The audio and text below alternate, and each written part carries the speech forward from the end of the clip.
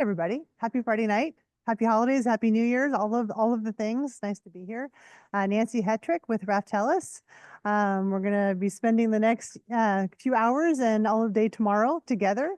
I'm here with Julia Novak and Jackson Mullenix. And together we're going to be taking you through our agenda. We send a packet ahead, and so hopefully you've had a chance to at least preview some of the content we'll be going through this evening. The agenda was in there, also a link with a video, which we can also run this evening. So some materials to get us started. I'm going to go ahead and have them bring up the slide deck, and we'll just do some kind of setup, getting organized, and then I'm going to turn over to Julia to take us through some of our work this evening. So having an our yep.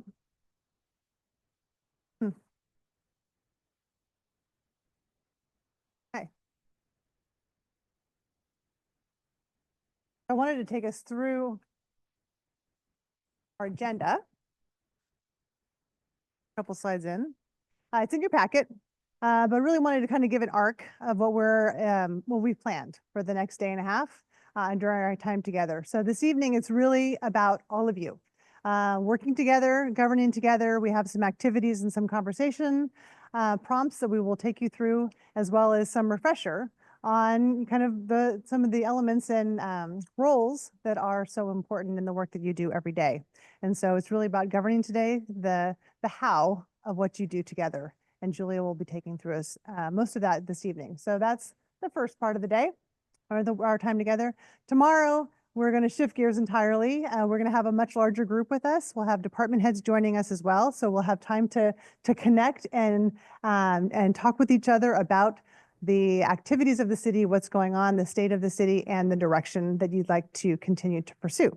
So we will spend our time setting context and then setting priorities during our time together tomorrow. So that's our overall arc of the time together. If we can go to the next slide. We have some norms, and I think we have a slide over here on the wall that we can refer to. Just as a reminder that we are in a workshop. Obviously, we're in the middle of the room. We're not up at the dais. So this is a time to engage, to be bold, to think forward, to listen to one another, and to hear the different perspectives and interests in the room. So be positive, be resolute, be candid and honest. We want to make sure everybody's voice is in the room, be engaged, and be patient throughout the process. And so some norms we've laid out. Are we comfortable with all those? Anything that we need to pay attention to or add in particular? I have already said we're going to have fun because it's Friday night, but we will underscore that. And tonight is a Friday night, and so we like to infuse laughter and fun during our time together. So important. Next, we want to just hear from each of you around your hopes and expectations for our time together. And so, introductions. Okay, introductions and expectations. Good, we're going to do both. And so just around the table, we'll do introduction with name, role, tenure, and your expectations for today's workshop. And so if we can get us started, maybe you want to start us off, Councilor Teeter? Yep, my name is Kevin Teeter. I've been a city councilor since the start of 2023. My expectations for the workshop in general is to focus on very high level goals that each of us as elected leaders has for the city. And then it'd be great to be able to share some aspects of success, what success might look like with each of those goals. So staying high level, but just sharing some examples along the way. Perfect. What success looks like along the way. Love it. Hello, I'm Allison Tivnon, city councilor, and my tenure is I'm getting sworn in for my second term next Tuesday, along with some others. And my expectations for today and tomorrow is to just get ourselves kind of recalibrated, realigned going into the next year and beyond, revisit our goals and priorities and see how those might have shifted based on current and forecasted conditions for the city, and just get a sense of where everyone's head is at in terms of their own unique visions and outlooks. Thank you. Dan Weinheimer, Assistant City Manager. I just hit 3 years with the city, and I think my expectation is to listen a lot and ideally my secret expectation to shrink the goals into somewhat more high level and maybe a smaller list of goals for staff to accomplish. Thanks, Dan. Councilor John Duggar, I've been in office since September of 22. My expectations for tonight and tomorrow are that we continue to grow both as a body and are working together and individually so we can contribute to that body and continue to just learn to work together. I think one of my kind of outcomes for the workshop will be just kind of what you mentioned, really focused and really specific goals for the next, couple years that we can really drive in a way that we all understand and we're all on the same page. So. Perfect. Thank you very much. Yeah, Edward Kimmy, I was sworn in July, I think 22. So I'll be swearing in again on Tuesday with other folks. My goal is to, as everybody said, focus on and set specific goals that we want to accomplish in next year and two.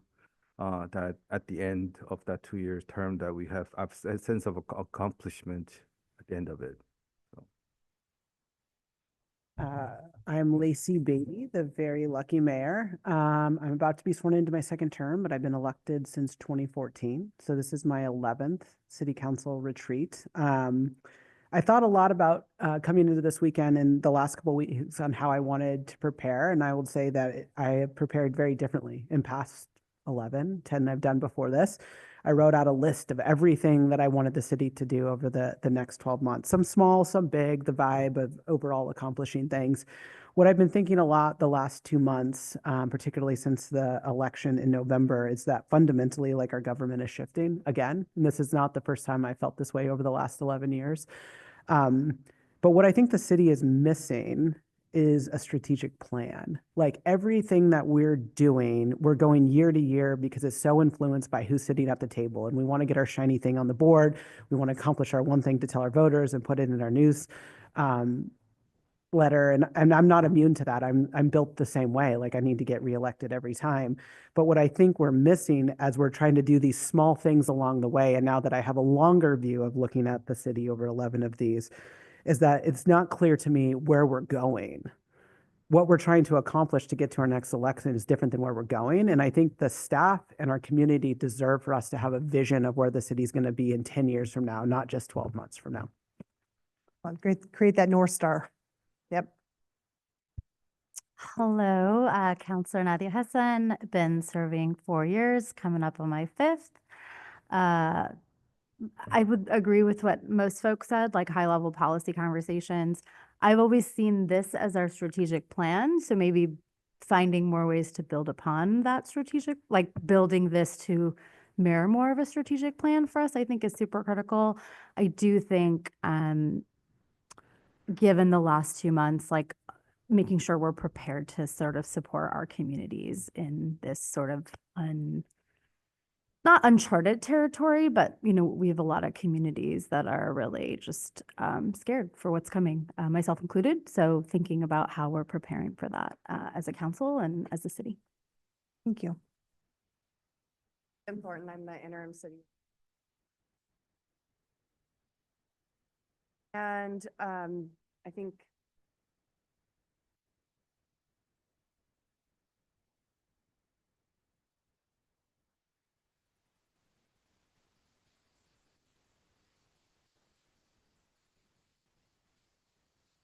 Hi, I'm Ashley Hartmeyer Prigg, and I've been a counselor for 3 years and 2 months or something like that now. But who's counting? Yeah, I came in partway, so I don't have to start a new term this year, but halfway through, I guess, my second-ish term. My expectations for this weekend, of the 3 retreats I've been a part of, I really think we have grown in our ability to like refine and also level up at the same time. So when we started, I think we had 22 priorities that came out of our first retreat together. And we've continued to kind of narrow and narrow, but like it's narrowing in a big way, right? It's not like, to Mayor Beatty's point, like it's not like, oh, we should do this specific thing. Like we're trying to kind of have themes and goals and priorities, but I think I feel similarly that we need a little bit more of like that strategic lens on how we turn these goals into like those guiding principles. So I'm kind of looking forward to the continued like refinement and maturity. But I'm also hoping for a little bit of vulnerability and team building. I have felt like things have been tense between staff and council, and I would really love to also use this as a moment for repair and see what we can do to kind of help reiterate that council and staff are on the same team. Benny? Jenny Hariyama, City Manager. I think for today, what would be, or tomorrow too, is to really remember to celebrate the progress that we've made, because there has actually been tremendous progress as we're moving into a new year, to just look back. The other is that, and I heard a lot of this too around the table, is growing as a team, but still at the same time keeping at the forefront the needs of the community as we're trying to make decisions around goals and priorities. And I couldn't agree more. The mayor and I have been talking about a strategic plan for a long time. And I hope that we recognize that finding our North Star and our vision is critical, because those serve as pillars for strengthening your priorities and gives clarity around that. So I do hope that we have some robust conversations around what strategic planning as a next step could do for you as a council and the community as we're dealing with some of our fiscal constraints. Part of that leveling up to have that clearer direction. I love that. Thank you so much for taking some time and sharing your expectations.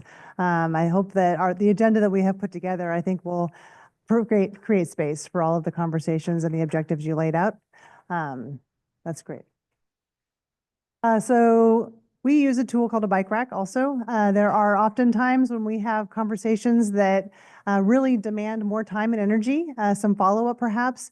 And so we have created what we call a bike rack, old-fashioned parking lot. So if there are those types of topics, issues, conversations that really warrant more time, anybody in this room should feel encouraged to be like, I think we need a bike rack, that we can add it to the list. And we'll make sure that that gets incorporated into our final report so that it's not lost. But that will help us to keep focused and keep on task with the things we're trying to accomplish during our time together. So little trick tool that we will be using over the next couple days.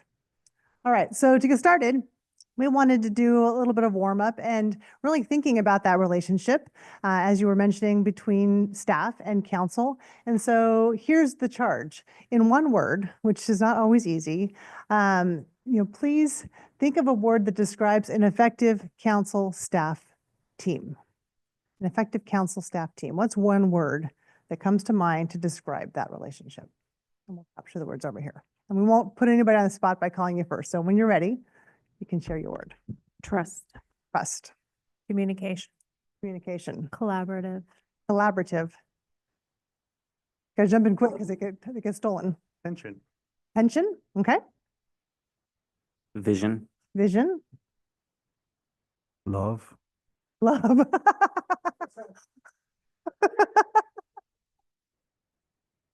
Okay, Mutual respect. that's 2 words, but that's okay. There's a hyphen. I know. And there's one in every crowd. Thank you, Jenny, for being the person. in the I crowd. was also going to jump in with a hyphen. As and soon it as, is- as soon as the floodgates open. Sorry, it's the way to go. Role understanding.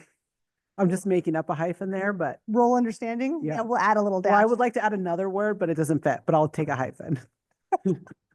Okay. Role understanding. Harmonious. Harmonious. Megan, did we get your word?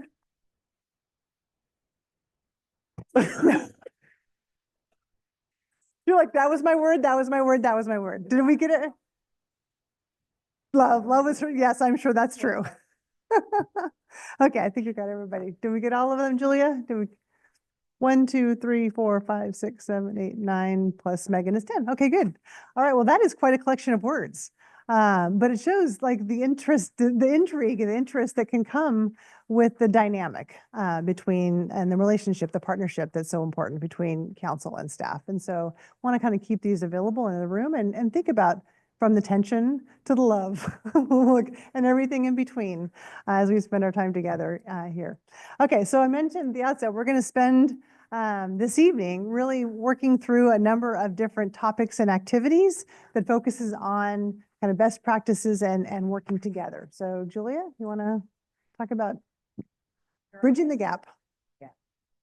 And I'm on. All right. So nice to be with you. Some of you, again, I had the pleasure of being with you all with 6-foot spacing, plastic dividers, masks, and we enjoyed our lunches in separate rooms back in late 2020, early 2021, sometime in that pandemic period that all just kind of runs together. We brought John Nalbandian in by video during that retreat. John Nalbandian is a professor emeritus at the University of Kansas. John and I work together a lot. And I like to say that usually, you know, we work together so much. Sometimes when smart things come out of my mouth, it's actually John. It's not me. It's just John talking. We are gonna, you might have had a chance. Anybody watch the video that we put the link to? Okay, so and if you didn't, well, we can show it over dinner tonight. But he has an interesting perspective. And so the blending that I want to do this evening is really focused around bridging the gap. And it's a metaphor, the idea of a bridge, because next slide, one of the things that we will be focused on is understanding that what the city can accomplish sits at the intersection of political acceptability, so what there is the will to do, and administrative sustainability, what there is the capacity for the organization to accomplish. And so what gets done is in the middle, and what we want to do is make that intersection as big as possible. You know, how do we do that? And part of it is bridging the gap, making sure there isn't a chasm between what you want to do and what you can do, but certainly understanding all that goes into being a successful city. Sometimes, next slide, sometimes we focus the council, you know, is here to set goals. You're setting that strategic vision, what your priorities are for the community. And we're very focused on that we can see above the water line. In addition to that, there is this 24/7, 365 life that happens as part of a city government, providing essential services that people rely on every minute of every day. And we don't often talk about operations. You know, you all are focused on policy. You rely on the city manager to take care of operations. But taking care of operations also consumes that administrative capacity. It consumes a huge amount of your budget. And so the resources that you have available, because you're paying for staff, you're ensuring that you have proper staffing and coverage, you're paying for initiatives. So all that is happening. And, you know, I say this not to set the table for a long list of excuses of why you can't do things, but just to remind us of the context that what we want to do is create as much space as possible to accomplish what the council wants for this community. So one of the things that is very unique about the form of government that you have and about city government in communities like Beaverton is that you all, as a collection of 7 individuals, the elected officials, are a governing body. We don't refer to your state legislature as a governing body. We don't refer to Congress as a governing body. They are a collection of individual legislators. And while you all have responsibility to legislate and that you pass policy and adopt initiatives, you also are directly connected to an executive that you appoint. So the city manager is here responsible to none of you individually and all of you collectively and does what the majority directs. And so that form of government is just different from other models that we have in this country and just deserves some kind of mention as we walk into that, because the city manager plays a very important role in bridging that gap, kind of helping connect the resources of the organization with what the council wants to do. I usually talk with my hands a lot more, so this is so challenging for me. So if I do this, just understand. I'm not trying to, like, you know, do a real riff or anything.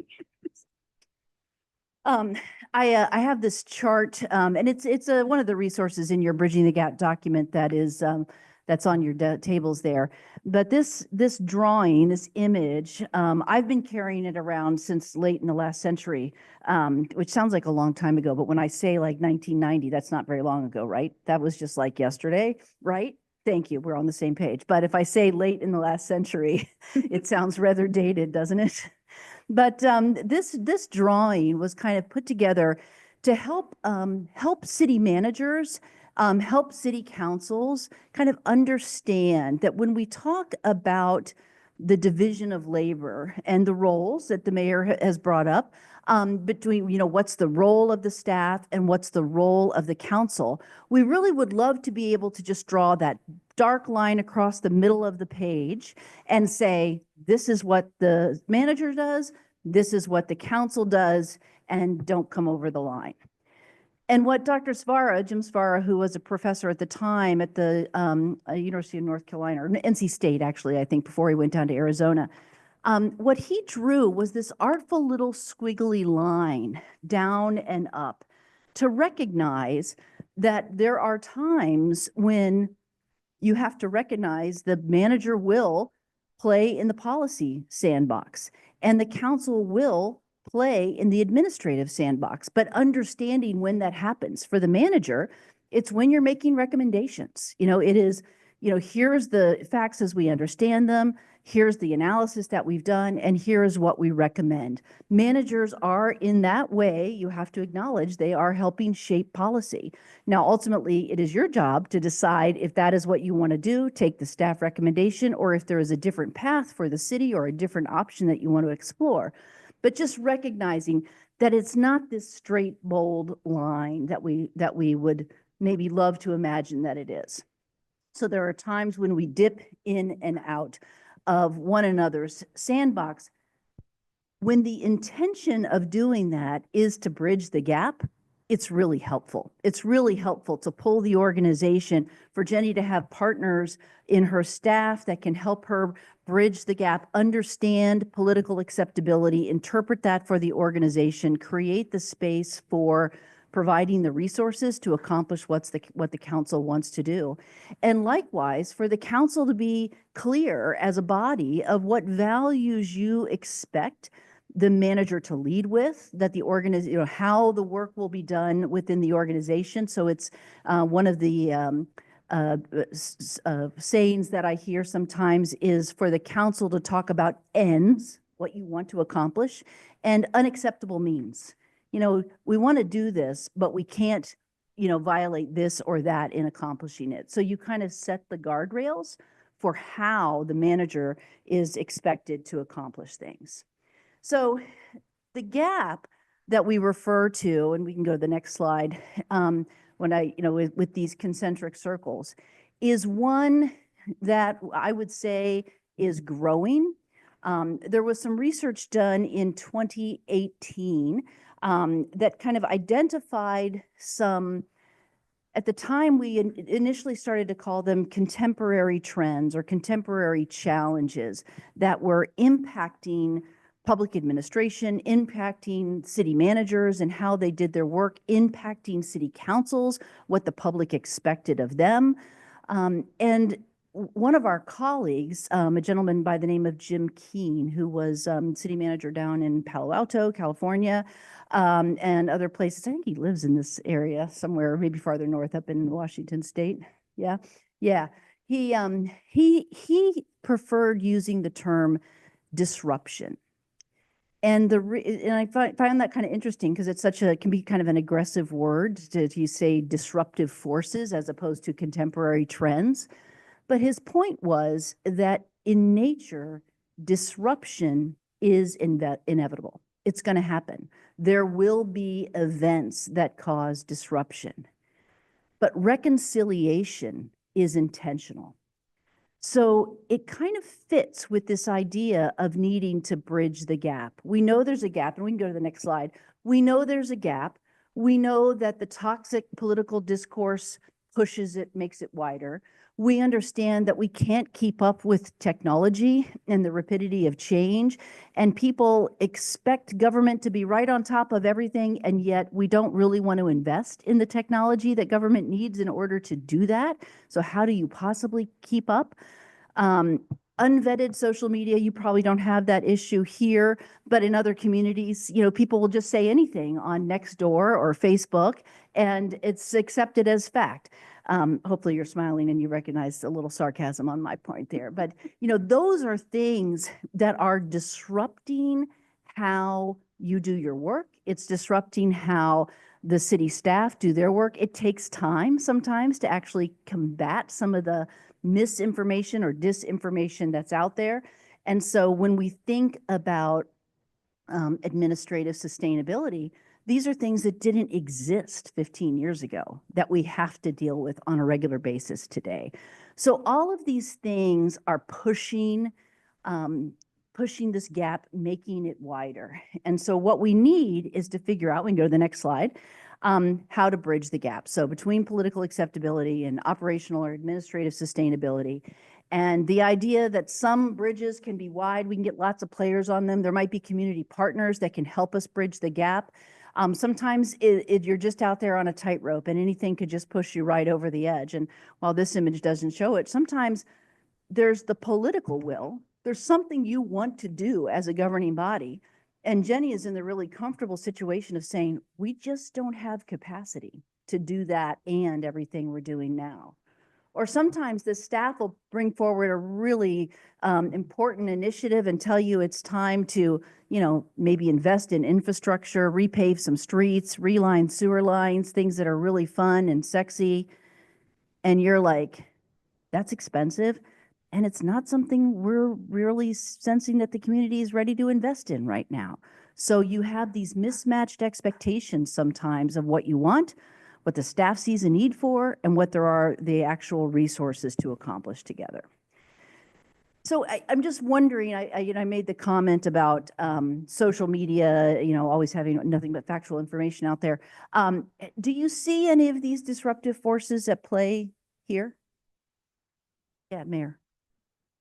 Obviously, Hillsborough is the city that has all the issues with Nextdoor. Oh, good. That's not an us issue. I do make staff monitor it like once a week. They Google all of our names just to kind of see trends that are coming. What I find interesting, I was watching an episode of Veep, which is like my generation's Parks and Rec in case, because Kevin was not born in the 90s or was barely born in the 90s. So just setting some expectation here that transparency, I feel like that term has been weaponized and that like the public has to know everything. And in this episode of Veep, it was like, fine, we'll just release everything. That way we can hide things. And Yeah, so transparency has become this thing around like, what do people have the capacity to understand? And what is actually happening, where I think governments of 10 or 12 years ago didn't have that because social media has played such a rampant role of like, we change our direction all the time based on like 3 people on social media.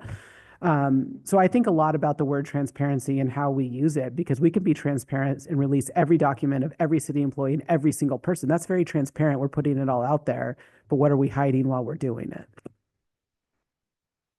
Others? Allison, I see you moving forward. Well, I think everybody got their property tax statement not that long ago. So, and I'm Lots hearing of happy it. I got people.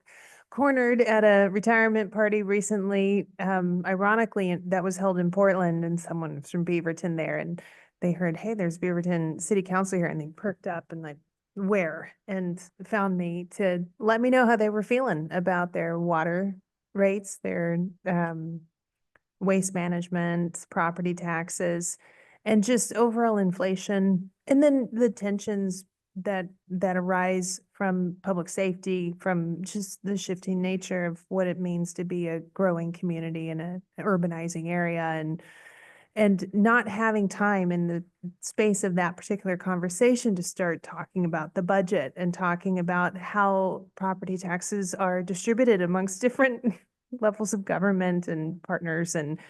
And so I think that also plays into this gap is where the electeds might be like, we don't know if the community is ready for this.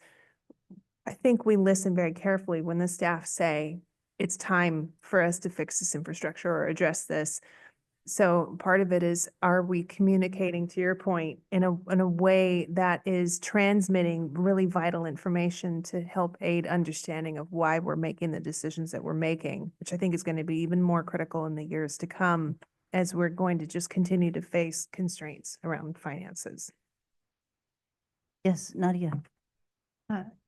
I think the one thing that I would add, just listening to both my colleagues, like, it's very easy for like the squeaky wheel to make a good like noise and make the right noise. And we listen to the squeaky wheel, and I always have to ask, like, who knows how to squeak the wheel, right? So it's very easy to be tagged or like, said these things are happening. And then there's a lot of people who are also struggling or who are also upset about this insert issue that have no like capacity or ability to get to us. And I know we can't like obsess over those people, but I think there is a little bit of this like, oh my God, this is the thing. And then it's like, and I asked this is, what are we saying no to if we say yes to this? yes. Because someone figured out how to get to us, but are there other issues that we're missing out on? Because people found their way, obviously. Yeah, Obviously. the answer is yes, and we don't know what it is. Yeah, Ashley. I think that as much as I wish that identity politics didn't have a role, I think that they do. And I also think that there's us as individuals who hold our own values and beliefs, and then there's us who is serving in this role. And those values come with us every day to this role. And also, I serve a community that doesn't look like me, maybe doesn't think like me, right? Like, some people do, but not everyone. And so I think that that is something that is hard, and it kind of carries on what you're saying, is that, we'll hear from people who know how to use the system to be heard. And we're also humans at the table. And sometimes the easy thing to do is to appease the loud person in front of you. And sometimes the easier thing is to say no to the loud person in front of you. Depends on the circumstance, but I think that identity politics, like, there's just certain things even about like partisanship that kind of harm, I think, our ability to potentially have like genuine connection within our community, right? Because then your identity politics get in the way. Well, she's a registered this or she's a registered that, so automatically I've written them off. But like, also maybe you're just my neighbor and we're both frustrated that our garbage didn't get picked up this week, like. So I think that that is something that that I feel that we like the effect of what happens at the like national conversations has an impact on us, even though our role is very different. Because it sets a tone for how we conduct ourselves in our civic life. And so that's the toxic nature of some of the politics. John. Yeah, I think for me, I think how to describe this. Agree with everything everyone said. I think one of my biggest gaps right now, I think I would call it information. And here's what I mean by that, right? We'll have an issue in front of us and we're a largely, I think, a value aligned council, although we have some different priorities and we have different risk tolerances, but largely I think we're value aligned. But the reality is, as we're discussing one issue, we don't have the latest budget information in front of us, and we don't have all of the things that might be affected by this decision or things that are going to be put off, to your point, like if we say yes here, what are we saying no to in 6 months because of our yes here? And it's just trying to incorporate all of these things. They are individual policy issues often that we talk about and that we litigate together, but I don't think we're as good and as mature in connecting how these decisions impact the next one or the iteration of it or all of these things collectively together. Because again, we make decisions individually. And if you ask each of us, we have our priorities, but it's like, if I say yes to this budget, am I actually saying no to this thing? Am I saying yes to this other thing? And it's really complicated to get that all so comprehensive in every discussion, but the reality is it does impact everything. And I think that's one thing I struggle with, is that gap of, I have my own ideas on what's politically acceptable and what might be operationally feasible. but I don't have the kind of information I need to understand everything because I'm not an city operations expert. I don't even know what questions to ask sometimes. I'm not a political expert. I don't know what questions to ask sometimes, but I want to make the best decision incorporating all of those things, if that makes sense. Because ultimately, when you make a decision, you are deciding what consequences will prevail. It's, I want to do this, and doing that has consequences, is what I'm hearing you say. When John talks about this, he sometimes tells a story. Anybody got a 6-year-old, 5-year-old, 6-year-old? Okay, we've got a face off here. What's the child's name? Ayla. Zoya, Ayla and Zoya. We got A to Z right here. Okay. So Ayla and Zoya are in kindergarten together, okay, or first grade together, whatever the class is. And Zoya comes home from school, and you are, hey, how was your day? And she's all excited, and she says, we did arithmetic today, and the teacher put up on the board 1 + 1 equals and 1 + 2 equals. And I raised my hand and I said, 1 + 1 is 2 and 1 + 2 is 3. And you're beaming with pride. Even now, you're still beaming with pride right there. Yes. Pardon me? So proud, clearly a prodigy of math. And you're like, that's so great, Zoya. That's great. Well, because Ayla raised her hand and she said, Zoya, 1 + 1 is 3 and 1 + 2 is 2. And you got that smirk just right there on your face. You said, Lacey's got her work cut out for her. And then you said, well, what'd the teacher have you do? And what'd the teacher say? And Zoya said, oh, she had us vote. Now, why are you laughing? Oh, okay. So we would agree, we would stipulate, yes, children, that new math, Chicago math, old math, basic math, 1 + 1 is always 2, okay? And so we would agree that it is absurd to vote on something with a correct answer, right? That's just not what you do. So what do you vote on? How to get to the answer. Vote on the process? You could vote on the process. You could vote on, the methodology. And ultimately, perhaps you vote on things where there is no correct answer, where there is a values profile that's right for Allison and it differs from what is right for you, but neither is correct, even yours. So that's a piece of the puzzle for how you all work together. And so when you're deciding what consequences will prevail, you are not deciding what the correct answer is. The staff, bless their hearts, are going to give you really great information 99.9% of the time. They're going to make a recommendation that they have determined based on whatever calculus and algorithm they're using that this is the correct answer at this moment in time. And you all may or may not agree with that. And ultimately, it's their job to do whatever you would have them do. But it is not to suggest even that the recommendation was wrong, that the answer they came to is incorrect. It's just a different solution, a different way of solving a problem. It's a different set of consequences that might prevail. So it's a pretty simple job you've got. Yeah? So easy, so easy. Often it's less a value question and more of a risk tolerance or priority for this Okay. council. Risk Because- tolerance. Yeah, because we are largely aligned value. I would level up on you there, that we go through the process that Dr. Albandian has Mhm. described in his videos around, like, I need more information Yeah. because I can't make a decision. Then we make a decision and then we hear from 3 people and then we're back in council new business being like, we need to reconsider the decision we just made. You second guess yourself. So we spend a lot of time on this council re-litigating decisions we've already made.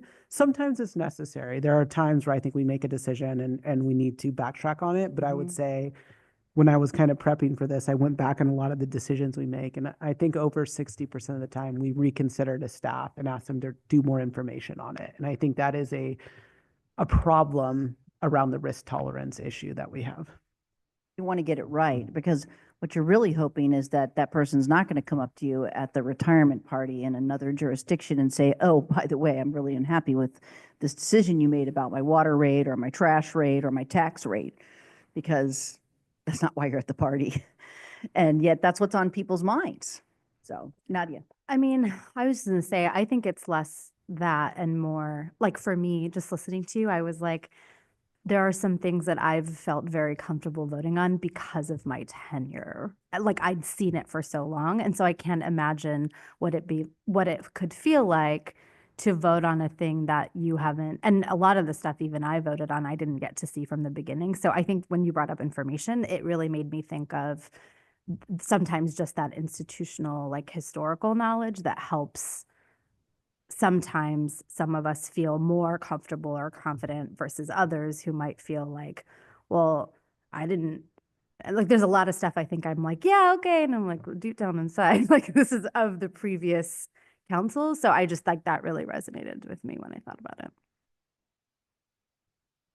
I'm processing, one of the things that I frequently am in the room when people are just getting on the council, and they will also have to vote on issues that you might have been struggling with for 6 or 8 years. And one of the things that I tell them is, you're ready to make the decision. If it comes to you, the information's laid out, you understand the potential consequences, you decide the consequences. The innate desire that we have sometimes as problem solvers and human beings is to understand more so that I have more confidence in the rightness of my decision on something. John uses an example of somebody who has fallen down a set of stairs, and they've messed up their shoulder, and they go to the doctor, and the surgeon says, okay, here's the situation. You can either keep it the way it is, and you can, kind of do this, and you have a little pain, and you've got pretty good mobility here, and you can lift your arm above your head, and that's what you've got. Or we can go in and do surgery. We can try to repair it, but it's probably going to be a situation where we're going to have to put a cap on it, and you'll have no pain, you'll have full mobility here, but you can't do this. You won't be able to raise your arms above their head. Now, that's not something people really want to hear. And so the next question is, well, can I get a second opinion? And the doctor's like, well, of course, go get a second opinion. They're going to tell you the exact same thing. That's just what it is. Okay, so tell me about this operation. We go to wanting to understand, so how is it that you do this, and why do you put the cap on it, as opposed to just stepping back and say, which consequences can I live with? And that's what we fight against, is this need to feel like I need to really understand the process that's going to get us to an outcome, because maybe I can get a different outcome if I change the process. And sometimes that can just become a source of, attention where, a surgeon, because a lot of times surgeons are really great people, are just like, go watch a YouTube video, if you want to understand the surgery. I got, next patient or whatever. But that's, and actually the rest of the story is that the person in the doctor's office getting this information was my husband. He went in and had the surgery, and they fixed it. And so my husband said to the doctor, hey, I guess it wasn't as bad as you thought. And he said, no, I'm just that good. So, but he'd go to him again if he hurt the other shoulder. So, but that's kind of where we go as people, is wanting to understand, perhaps at a level that we don't even really need to, and people will have different levels of curiosity. Like, some people really want to understand it, and other people are like, no pain, limited mobility, little bit of pain, medium mobility. Which one can I live with? And other people want to know much more. Yes, Allison. Well, I'm also guessing that if your husband went to that same doctor with another issue and he said, here are your choices, there's probably a higher level of trust the second time around. Oh, So good point. I do think that does play a role in this, is establishing and maintaining trust over time, not only in the transactional nature between these roles, but also I'm feeling this going into that second swearing in ceremony is that first term of feeling very uncertain in myself, like trust in myself to make these hard decisions, and that trust in myself to be able to weather the folks Yeah. coming up at parties to, Deal air with their that. grievances or their opinions on it, and be able to stand resolute and confident in the decision I made, backed by the knowledge that was given to me by the folks that work here. Staff that you now have built trust with. And this kind of gets at, I think, what you were saying too, Nadia, of over time, I'm just more comfortable. I'm more comfortable. You've got the knowledge that you've been making good decisions, that you're getting good information that you can rely on to make those decisions. So confidence builds, it's reinforced, and it can be broken. If the information's not right, if it doesn't pan out. So somebody said their word was tension on the council staff relationship or the effective teams. We think of tension sometimes as negative, but you're holding all these values that you make decisions on in tension. And it's just a sorting exercise for yourselves of which rises to the top at that moment. John? Well, tension was my word, and I chose it because it's incredibly important, because that's what makes a parachute work, right? Yeah, Tension. good point. But I would also say, like my issue is, these are largely political decisions, and on the left of that gap, even though I think we're value aligned, we have political tolerances. I've won an election, but I haven't won a re-election. And I think about these things. I hope I'm not sharing too much, but Councilor Teeter and I went on a bike ride the other day, and we were both talking about how we hope we're making the right decisions enough that people trust us again for another term. Yeah. Right. And part of that is, to your point too, like, I don't know if I make the best ones I can, but I often think about the process, and the questions we ask are all part of me communicating to those people it's not just the decision I make, it's how I arrive at that decision, and the kind of process along, so they understand my line of thinking too. So I just want to add that little bit more No, context. that's good. And yeah, please. I want to follow up several of these comments because they've all kind of circled around the gap that's been in my mind, and it's the representative versus trustee role. Oh, good. Where, yeah, Councilor Duggar and I were talking about a lot of the decisions we make and will make in the future. And there are a lot of times when I'm making a decision where I'm looking at a problem we're going to be solving or hoping to solve in the future. And I'm saying, this decision that I want to make might mean I'm not going to be in office for another term. But I feel it's the right decision that is good for the community's long-term health. And I think this causes a lot of tension from us as elected representatives. Yeah. But also board members of an organization. Yeah. And I think there's a tension with that, and there's a tension with the work that the city's doing and has been doing for years before I came into office, like the Cooper Mountain Community Planning. I wasn't here for most of that, and that's okay. Like, there are the trustees here before me, and I'm going to carry on this work, and the city will be better for it at the end of it, even if it's somebody else in this seat. Yeah. So that comes up in roles, as you identified. It also comes up in the values. So as you think about the value profile of a decision, one of the values is, representation. Another value is efficiency. Another value is that stewardship. Kind of, what is that long-term gain? And they are not always the same answers. And so that is part of what you have to balance as you make decisions.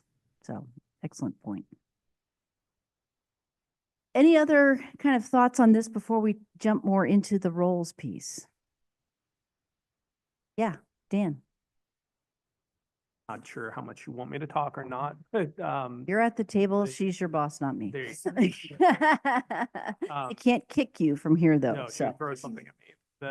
The gap for me, I guess, is continuity. And, I think about it, just the disruption of, COVID and other things like that. You mentioned at the outset, right, of eating in different rooms and things like that, but also just the impact that that's had on continuity of projects and things like that, of making sure that we're actually getting to the end of some of these big, long planning projects, or doing other work. And, I think we have struggled. I don't think we're unique, but I think struggled staff, the continuity. I think we're in a position now with all of you coming forward for another many years of being together, that we're in a place of continuity potentially politically, right? So it's an interesting moment, I think, just thinking about the opportunity for political continuity while we're also, I will say, on the staff side, we're still filling seats and trying to make sure that we're able to run and do the expected to do. That tension for me. You know, part of the bridge building or the, you know, kind of extending administrative capacity into the sphere of political acceptability is about continuity, and it's about stability. And that is what bureaucracy is, a word I say with love, not disdain. That is what bureaucracies are set up to do, to provide systems and structures to ensure continuity of service, to create stability so that even amidst turmoil and strife, the 24/7, 365 things that are happening below the waterline carry forward. And that's really foundational to this form of government, the role of the manager. And it is in tension with innovation, change, political turmoil, like all the things that could happen are in direct conflict. And so part of what we have to understand is not to be, you know, you just don't like to change, or, you know, that's just bureaucracy and kind of the negative slant on it, but understand that that's actually the purpose of the organization. And so how do you balance the tension? How are you able to provide stability and continuity and be innovative and respond to new crises and change and be agile? Those are the things that you're trying to navigate. And it's this conversation, types of conversations, building that connection between the council and the staff, developing the trust that the surgeon's going to get it right, that helps you, I think, accomplish that. Mayor. There's just like one piece that maybe is the gap between this gap and the roles. And it's, yeah, we're a city that's gone from a strong mayor to a city manager, and somebody that has operated in both. I would say structurally, it's still very similar. We had a chief administrative officer, somebody that reported, but they reported to the mayor instead of the council. The thing that I find the most challenging about this job isn't necessarily our form of government. It's the amount of other districts that operate within the city, the park, the fire, the water, metro that is unique, the state government, the federal government.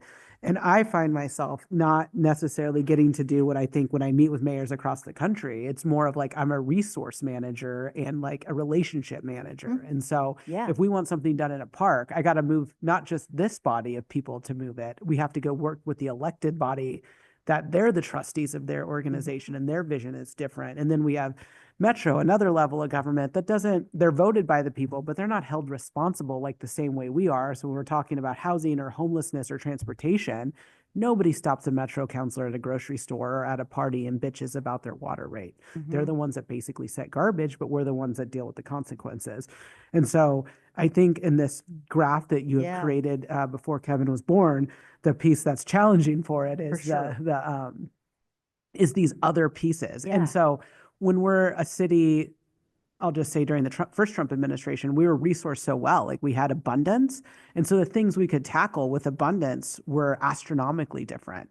We had virtually no federal funding. Now we're in the, you know, up to $50 million of federal funding. So the risk and the tolerance that we're able to do, really we have to find ourselves in like, what is our core line of work? How do we help people where we are, where before 10 years ago, we could write a check and do virtually anything. And now that we're getting constrained with fiscal resources on top of all these other levels of government, it's really challenging. But do you know that no one in our community basically knows who a park board is, or who's on the fire board, or who's on the water board, or who's on Metro, but they know all 7 of us.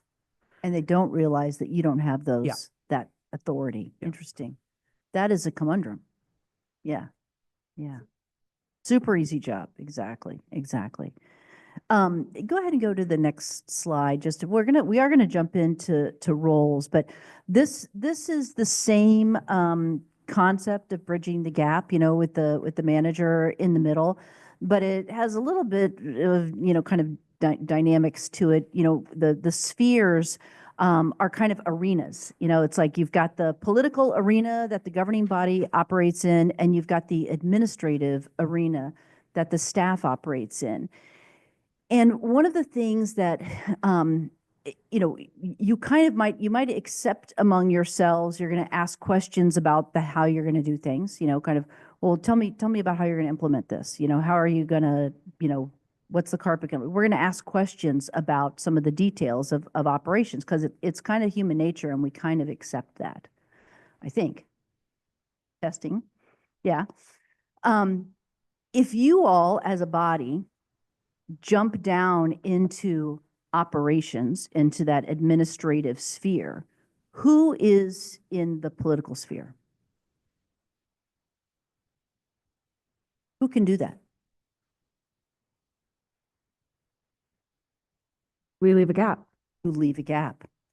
It's what's really, it's important to realize if you all aren't doing that work with the community, if you aren't operating in the political sphere, no one is. It is a gap. And so you think about other parties that try to get on the bridge to help you. That maybe it's other boards that have responsibility for amenities and services within your community. Could be nonprofit partners. It could be for-profit organizations that have interest in what the city is doing. You know, they can be resources and they can also try to fill a gap if it's been left behind. So that role that you all play in the community building, in doing politics in every good sense of the word, is uniquely yours, and something that you need to embrace as part of your role is working in the political arena. So I do want to talk a little bit about the roles. So when I was here in pandemic times, so I think it was just the three of you that were, because you were not yet on, I don't think, Ashley, you would have been your first one. And so I think that is the one where we might have done this role exercise, where we, you know, we talked about the 6 roles. And so way back in 2016, which is getting to be a really long time ago now, John and I and some other people kind of got our heads together, and we ended up landing on 6 roles that elected officials will perform as they execute their duties. Like, you will do these 6 things. And some of you might love all of them. Some of you are going to love some more than others. But the first one is just kind of setting that strategic direction. You know, what is the vision? Kind of that long-term North Star that people were talking about in expectations today. So that is that big picture thinking. For some people, it comes quite naturally to them. For other people, it's a little esoteric and we're not really sure if that's where we should be spending our time. But for some folks, it's just natural to do strategic direction. Second role is that stewardship role, that kind of the need to take the long view, sometimes to make unpopular decisions that are really in the long-term best interest of the community. The third role is that constituent advocate, kind of the people who come up to you at parties. They complain about things, but they also are like, there's been a car parked on my street for 2 weeks and it hasn't moved, or there's a bush overhanging a bike trail and every time we go by, it brushes up against the trailer, and you know, whatever the situation is, they would like for you to have help in fixing it. And so you'll do that. You'll be responsive to your neighbors, to your constituents. Fourth role is being a community builder. So being someone out there in the community, bringing people together, developing the pride that you have in your community. A lot of you have on the Beaverton wear. I have my socks on from when I was here last time. So I've got my Beaverton socks, you know, kind of that community spirit is real important. Fifth role is the decision maker. What night do you all have your city council meetings? You come in and you vote things up or down. You decide which consequences will prevail and make decisions. And then the last role is that oversight responsibility that you have for ultimately things better go well, and you perform that. So those are the 6 roles. What I would like to do is spend just a little bit of time having you all identify what are the activities that you associate with these different roles. So when we say set the strategic vision, and you think about my job as a council member, the roles that I fulfill, what activities do you associate with strategic vision? Allison.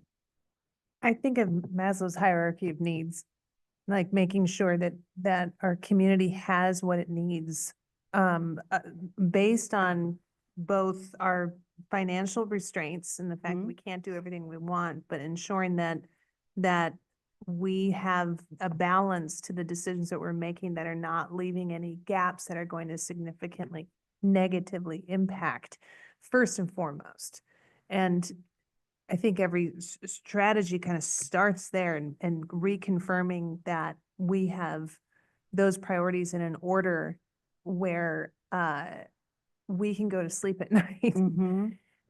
So strategically, it's like start there, and maybe that's just an austerity mindset that I've developed over the last couple of years. That the buffet has less options at it. The plates are smaller these days. It's just making sure that the water is running and the roadways are safe and our business community has what they need to thrive.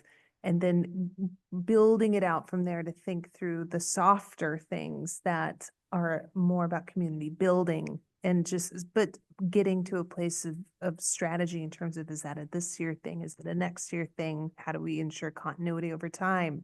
How do we ensure operational continuity? And just very carefully setting the dials on those as the information comes to us on what we have in terms of capacity to carry them forward. No, that's good. I have a slide. So this is Jackson and I's first time working together, and then we're together again next weekend over in McMinnville. So do you have the retreat starter pack PowerPoint? Pull up the Maslow slide or just pop it in here. Okay. So I actually have a diagram of the Maslow kind of on cities, like thinking about it that way. It was like, okay, first we have to do, and it's the stuff below the waterline, right? It's the basics of public health, public safety, the things that you actually, you have to take care of so people can thrive. And then as you go up that hierarchy, it's, there's the sense of community, there's that, kind of community building. It might even be that third level of kind of developing connections. And then I'm not sure what self-actualization really is, but there's the awards. Recognition is another level, right? So it's the GFOA award. How many awards do you guys get in the average year? A lot. Pardon me? 100. Yeah, but it's like a lot of awards. And you're proud of that. Like it's because you are doing things well, and it's other people acknowledging that you do well. I have one of my clients is a small community in Vermont, and they are on every list of the best small towns in the country, and is constantly posting this accolade and that accolade. It's like, how many magazines can you be on the cover of in 1 year? And also, how many magazines talk about the best small towns in America? Apparently quite a few. So it's those types of things. How you doing over there, Jackson? I'm stalling. We're not to dinner. Did he do it? Oh, they got to refresh. Okay, well, it'll happen. It'll happen. That it does take a little bit of time. And then there it is. Oh, that's okay. That's not the pretty one, but that'll work. That'll work. So, yeah, it's a different one. It's the drawing. Yeah. Okay. But it's, you see the self-actualization, esteem, belonging, and safety, kind of thinking about that strategically for your city. So that's one. What other activities? Yeah, John. I was gonna say, we all kind of auditioned for this job, and that we told people what our priorities were, right? That we on the political side, we actually told people what our strategic visions were, at least versions of that, in the way we campaigned, and what we told folks we would focus on and work on while we were in this, 4-year period. So I think about that a lot, like, and I refer back to my notes on what I talked about and what I spoke, and I try to look at that through a framework of decisions I make. Often, and I think this applies to everyone here, there's a lot of stuff that I didn't talk about that we talk about up there, right? But I still look at it through the framework of, does this advance my sustainability goal if it's not exactly what I told about, but am I getting closer? So I kind of look at that through as a framework So kind of of promise. what you've promised Yeah. people in the campaign. Okay, that's another one. What else kind of hits that strategic vision, long-term direction button for you all? Coming to retreat.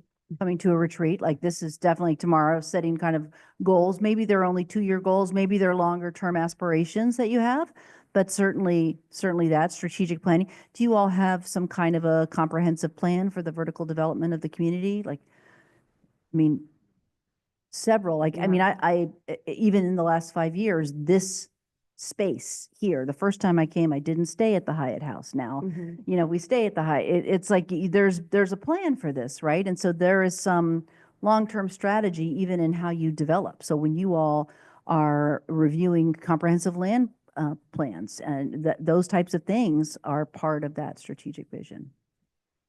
Okay. The next one, go back to slide before. Yeah, trustee. So what are some of the things oh, look, there's the pretty drawing. This is Julie's work. So with the stuff. So we'll put this in your packet. But I appreciated the opportunity to hear that and to know, like, you think of it strategically. We got to do this. It builds. We got to do this. Then we can do this, and then we can get up here and have, you know, long-term sustainability plans. You know, you can't realistically do that in communities where we're deciding if we're going to have a fire department or a library. And those are choices that some communities have to make, right? So you've got to take care of these things before you can get to some of those higher level goals, aspirational types of goals. Thank you. Thanks, Jackson. Good work. Trustee, what are some of the activities that you're doing when you're in this trustee role? A lot of listening. A lot of listening. Why is it that you have to listen? I mean, the way that while listening and respecting constituent views, the trustee feels responsible to the jurisdiction as a whole and to future residents. So I imagine there's a lot of listening that you have to do to make that happen, and probably building trust as well. John? I think of budget in May, like that's one of the big things that we all, you know, have to make really complicated, difficult decisions in the budget. I think, like, ripping off the budget piece of it, what I think is challenging about this is we hear a lot from community, but we don't ask people, we often ask from government, like, what do you want?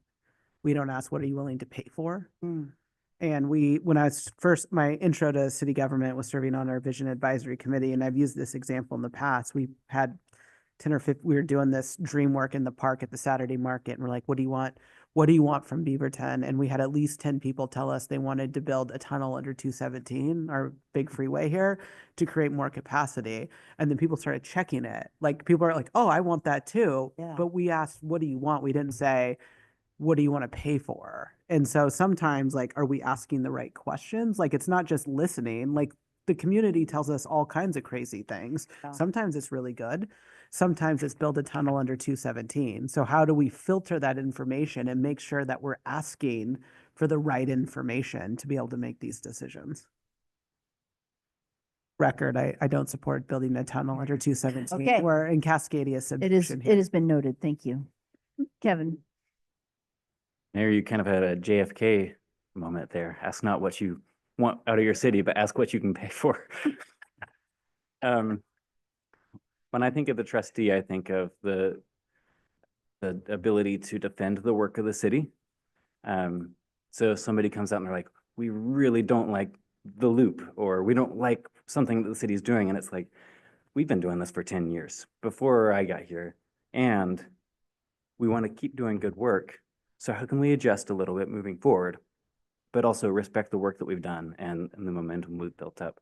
So really just kind of protecting the city and it's the direction that it's made over the past many years, and making adjustments along the ways, little ways we can. So the trustee is willing to disagree sometimes with the person that they're having the conversation with. Yeah, and we can say, yeah, I understand the frustration. But this is also backed up by community vision plans that have thousands of comments Yeah. and thousands of people who participated, and really back up the work that way too. I think a part of that is also sometimes we have to say no. Oh. You know, I think there was a time a couple months back that council decided not to move forward with a project that had been being planned for years, or the plan as presented was something we were like, this isn't the right time, this isn't the right investment, this isn't the right plan. And I think that that's also something, and it ties into that fiduciary role, right? We were going to make this investment. Was that the right choice at that time? And I think saying no is something that is important, that we do in this role. Yeah, very good. Allison, yeah. I think the key word within it is trust, and the fact that we've been entrusted with these very critical responsibilities around decision-making. And going back to that party, even though in the moment I recognize I can't have this conversation with this individual right now in this loud room, when there's so many considerations that went into making these decisions. So Hannah McCard, I would be happy to grab time on the phone with you to talk about this in more detail. I'd also encourage you to come and visit some of our city council meetings, and here's the website for more information. But to Councilor Teeter's point earlier, sometimes there's this, I think it gets to the ego a little bit of, ooh, what if I'm not liked for this? Or what if this causes me to not win re-election? Or what if this brings out opponents who want to run against me because they disagree with me? And all of that to me is it's smokescreen that is getting in the way of this responsibility that we raised our hand for. Yeah. And a lot of times it's just, do I have the amount of time I need to explain why I arrived at the decision that I did? Because I'm grateful to say that in the 4 years I've had so far, and I hope everyone here would agree, I feel solid about every time I made a vote. But it was because of the information that staff provided, the conversations that were informed by my fellow counselors and the mayor. It's really hard work. And I think that trustee part of it is something that is grounding and helps you make the hard decisions. What about the representative role? What types of things are you asked to do, or are you doing when you're kind of serving as this ombudsman, constituent advocate? I elected you. Oh. Yeah, A few what- few words. Because I've come from specific community, which is the Korean American community. I'm asked a lot all the time of what I should be doing, what the expectation of me. But I have to always say no most of the time, because my role as is a city council, not specifically representing a specific community. And that is personally, it's a very difficult moments, because your community starts to not like you so much Mhm. because you're not listening to their demands. So that's the individual level that comes down to trustee issue, where I have to always remind myself that I represent the whole community and we are at large, which means it's not just my neighborhood, but everywhere in the Beaverton. But to be honest, I'm only drive downtown in my home area. I don't drive around the entire city as much as I want to. I'm sorry. It's But kind of for the record, far. he'd like to do that more Yes, often. I'd love to do that more. Please invite me out, but Here we go. so that's the difficult role that I have to play. Yeah. There comes a personal sacrifice too. It is a great role. I have respect for every councilor here and the mayor. That it's not easy because you have to burn some bridges. You have to make people angry at you. So you cannot make everybody happy. But at the end of the day, I trust our group decision, even though I might disagree. But then I always trust the group decision. Wisdom of the group. So it's the role I have to play. I think that speaks very directly to the point I think Kevin made earlier about that tension that exists between the trustee and that representative role. So thank you. Yeah, John. Yeah, for this one, I actually think a lot about what you said earlier about the multiple boards, because this is a real thing. Like, people come up to me all the time and they ask me about city problems, but they also ask me about other problems. And like, I think about this role specifically, and it would be really easy for me to say, oh, that's not my responsibility, or that's not a city, Beaverton, that's a park district or whatever. But I think it goes deeper than that. And I think if we did that, we would not last long in this role. I don't think any of us. So we have to, I kind of think about the next one too, the community builder, Right. are almost together, because we have to build a community of elected officials on multiple boards. And I have to be able to go to the Parks Board and say, hey, let me do an introduction to you because this is necessary. But also what's interesting about this one is I often get asked about, hey, Counselor Duggar, like, can you get that pothole fixed over there? And that is a city operations thing. And so I've tried to straddle this line of like punting to Jenny and like following up, but also not getting involved in the operations but the voters don't always understand that. And they're going to hold me accountable to getting that pothole fixed. So it's a really interesting balance Yeah. here of trying to stay within my lane and be good at it and be responsive to people, but also not harm the people that are actually doing the work by getting in their business, right? It's a really interesting one. Yep. No, that's good. I want to add to, Yeah, like, thank I you. was thinking the same thing, because I think like the tension of this role is, hey, you need to go through this like, you, sounds like you want a road or you wanted this and you wanted that, let me direct you to.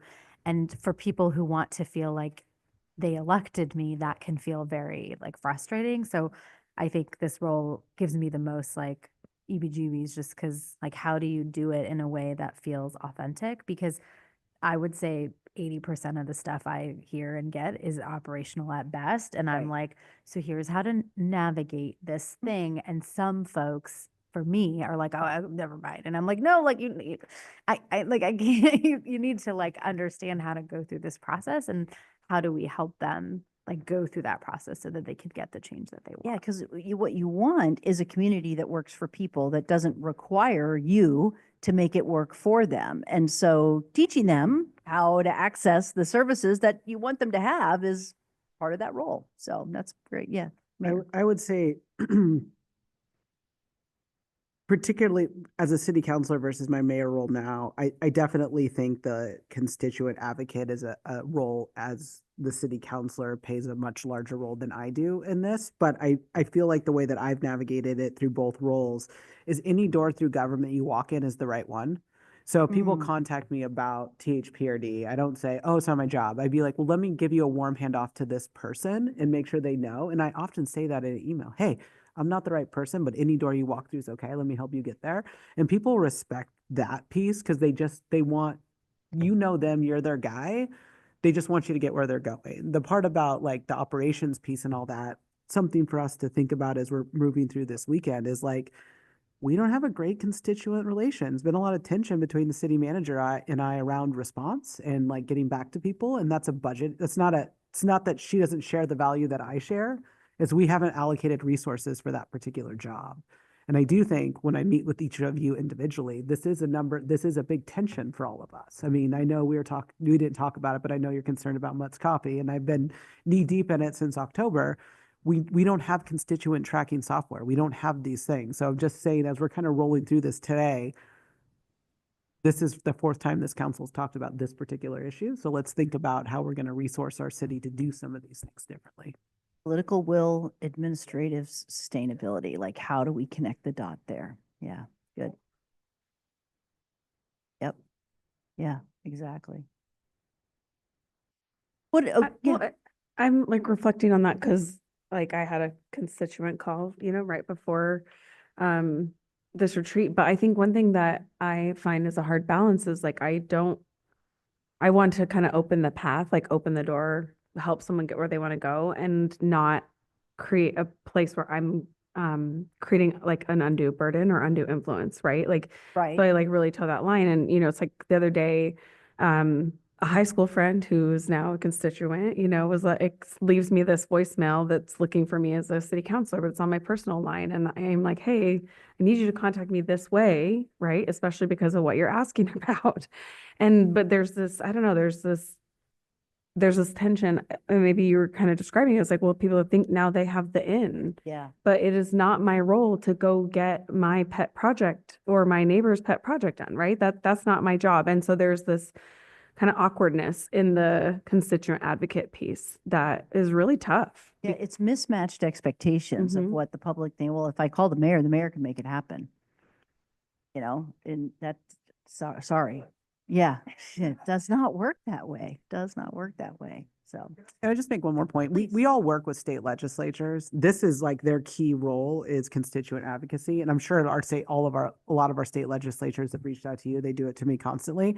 They don't get harmed for not solving the problem. They're just like, oh, that's a city issue. Let me connect you to the mayor. And people are okay with that. So maybe you guys, I think also people will not vote for you for the dumbest reasons. And you're not going to control that with how many phone calls. Because my mom used to tell me all the time, you can't say the right thing to the wrong person. If somebody hates you because you live on this street and you didn't build their sidewalk, it doesn't matter what goodwill you do, they're not going to vote for you. So instead of chasing votes, like thinking about like overall good, because trust me, after 4 elections, when people tell me they don't vote for me, which happens a lot more now than it used to because of people are just more combative, it's the dumbest shit sometimes that people are like, I'm not voting for you because you didn't build a sidewalk on Vermont. And I told you over and over again, because that's their one issue that they care about. I mean, the Vermont guy's after you, so I'm just being cautious. He's not going to vote for you, Kevin. There you go. What about the community builder role? What are the activities that you're involved in when that is what you're doing? A story comes to mind for me when I was serving on one of our boards and commissions, which are filled with volunteers who are some of our most activated community members during, I think it was 2021, so it was still deep into the shutdown. And he just let loose on me in a meeting about something that was a federal level issue. Didn't have much to do with the city of Beaverton, but the emotion coming at me was something that was very new to me. And it wasn't the right setting to address it. And so he apologized later, and I was like, let's go out for a burger and let's just talk. And now he's the type of person, it's like big hug when we see Yeah. each other. But that was a real learning lesson for me, was that a lot of times when people are reaching out to us, it is not with a attaboy, hey, good job. It's this is not working. I'm in pain. I'm upset. I am this, I am that. And they're usually at a very vulnerable, very frustrated and agitated state. And it's not directed at me as a person, at me as Allison. It's me in this role that I'm serving in. And to me, this is a huge part of the position, is to make that space to just listen very calmly and really hear them and start a dialogue. It's almost like the gap that exists between us and the public that we serve, because they don't go to the Tuesday night meetings for the most part, and they don't understand funding streams or timing of year or what the other priorities are. And so there's that level of patience and understanding, a collegial sense of how we're bringing them along with this and helping them understand that, and divorcing yourself from the sentiments coming at you long enough that you can just be in the role and using it to help make them feel more connected to their city. So community building to you, it sounds very personal. It can be one-on-one, creating a connection and a sense of we together are in this. Well, and I think it's also going to the events and walking in the parades and going to the park with my kid and seeing people and just being a part of it. It's the marriage between the roles of us as policymakers, but also we are members of this community. Yeah. So it's playing with your neighbors. Yeah. Absolutely. Yeah. Spokespeople. Yeah. John. I think of 2 areas specifically. Number one, I see you all, and I'm constantly cutting ribbons at businesses with the chamber. Like it's essentially bringing government from that dais out to Beaverton, right, to the city, because I think about our elections in May. Most of them have less than 20,000 people participate. In a city of 100,000 people, that means 80,000 people. Some of them are under 18, right? So they don't get to vote. But there's a lot of people that need to know us as human beings. And I think about it that like my other one is the dog park. I have a big dog. I'm always at the dog park. Never waste an opportunity to not talk about myself. I don't do that. I talk about city projects and really cool stuff, because if I can walk away from that dog park with like a couple people feeling proud of living in Beaverton, sometimes it's a simple thing as like we're the safest large city in the Northwest. Sometimes it's like we're doing all this stuff in housing and sustainability. Like I just talk about stuff that people don't often hear about. Yeah. Like I feel like that's bringing government to them, and they can be proud, and then they will be an advocate for the things that we want. building that pride. That's Trust. that, yep, trust. Pride and trust. Yep. Yeah, good. Mayor. I've heard a lot of people over my time say they were elected with a mandate, but like it's our voter turnout is so low. That's not the case. One of the things that I've reflected on, the things I've learned over the last year, and I say it quite a bit, is that you got to make a friend before you need a friend. And we have an internal mayor's office policy of like, we try to make 7 touches to people before we ask for something, especially other levels of government. And so I recently was given the opportunity to do some subnational work in Peru, talking about building relationships. And I had these bracelets made, and I had some made for us too. And it just says, make a friend, because the essence of this work is just relationship building. And so I think that's a really important aspect for us to remember here, particularly with our job and role on how we do things, is that we got to make a friend before we need a friend. And it's okay to disappoint people. Like disappointing people's okay. I think if our expectation is like, we're never going to disappoint people, like this job is really hard.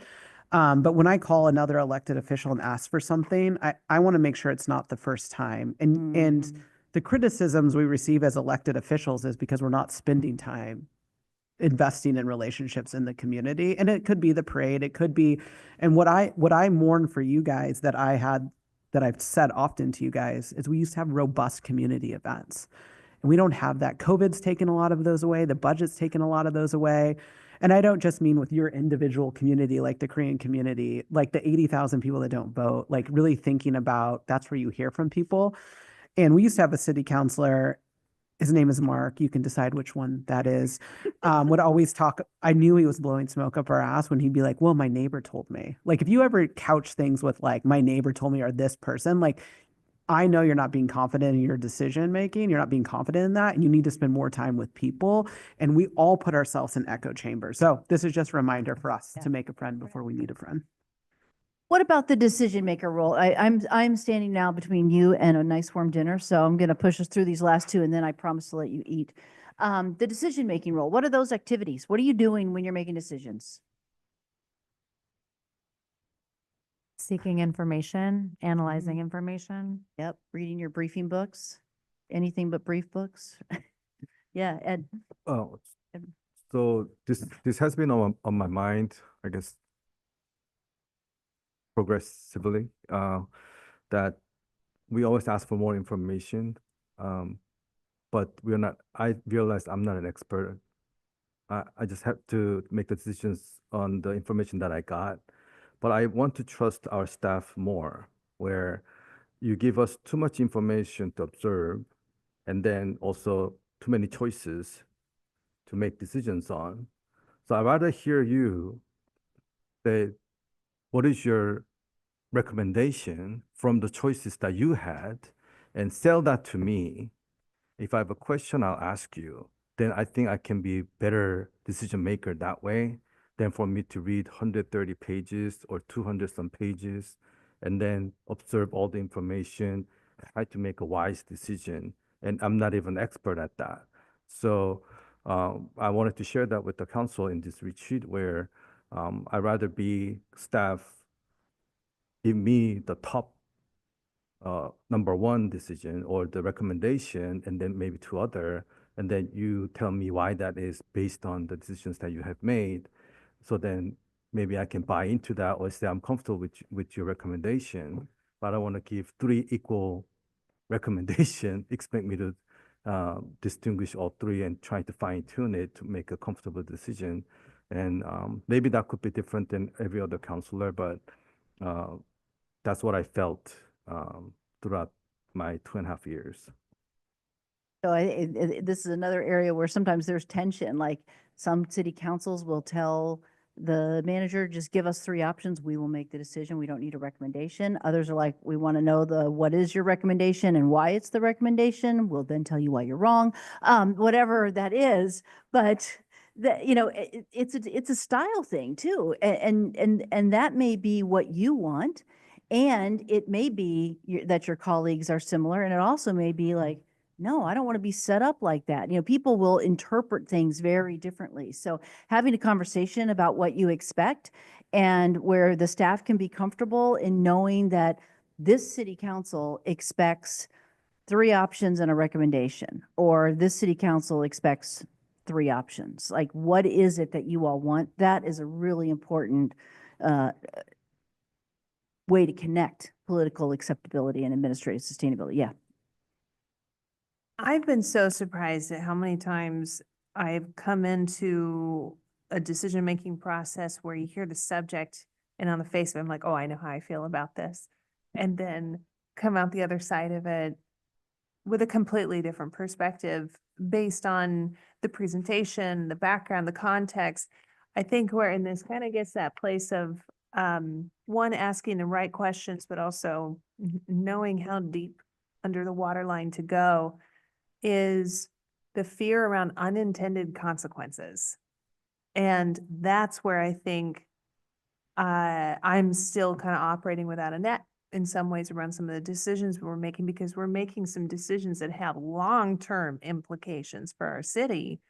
It's like, what does this mean 10 years from now, 20 years from now? What are the impacts of it then? Especially around operations and maintenance is the one that I'm, is always something I try and keep in the forefront.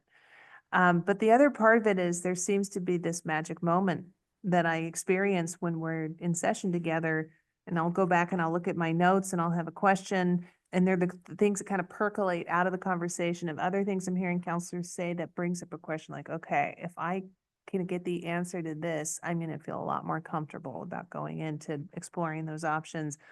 And there is a moment, I can feel it, I'm sure you all do too, this shift where I'm like, I know how I'm voting on this now. And it's never at the beginning of the conversation. But I do really appreciate having the options laid out and that it's not a binary. The potential consequences is, Yes. yeah, like if we do this, then this, then this. If we don't do this, this might happen. Yeah. Okay. Yes, Nadia. I was just gonna add, kind of like what you guys are saying, like, I don't know that it's the decision that's hard. Again, it goes back to like sometimes whether the right information is there, the unintended consequences, and I'll say it again, like, what am I saying no to? Because I think we're still in this place of like one at a time or by department, and not like we're getting closer to holistic looking at things, and I think we're gonna like get there in our fifth year. But I do still have this like, you know, this department or this team asked for this thing and I'm here for it. But are we saying no to something by saying, like, that's where I think I get stuck on decision making. And I think we'll like get closer to that as we learn more. And that's where I get stuck. So. The last role is oversight. So what are the activities you associate with performing your oversight responsibilities? We hire 3 specific roles, right? And we're working on adjusting or setting a way for us to do reviews of those 3. Evaluating. Yeah, evaluations. Thank you. And then I don't know, there was something recently where we actually could dissolve our audit committee because we've formulated a different way of doing the audit, right? But in other you know, for other boards, like you might have like an audit responsibility, like, or at least accepting the audit report, right? You don't actually conduct the audit, but you receive it. Yep. I'm sure you probably have outside auditors that come in every year and they make a presentation to you. You get a management letter. All that happens. Matter of course. Yep. Important roles. Anything? Yes.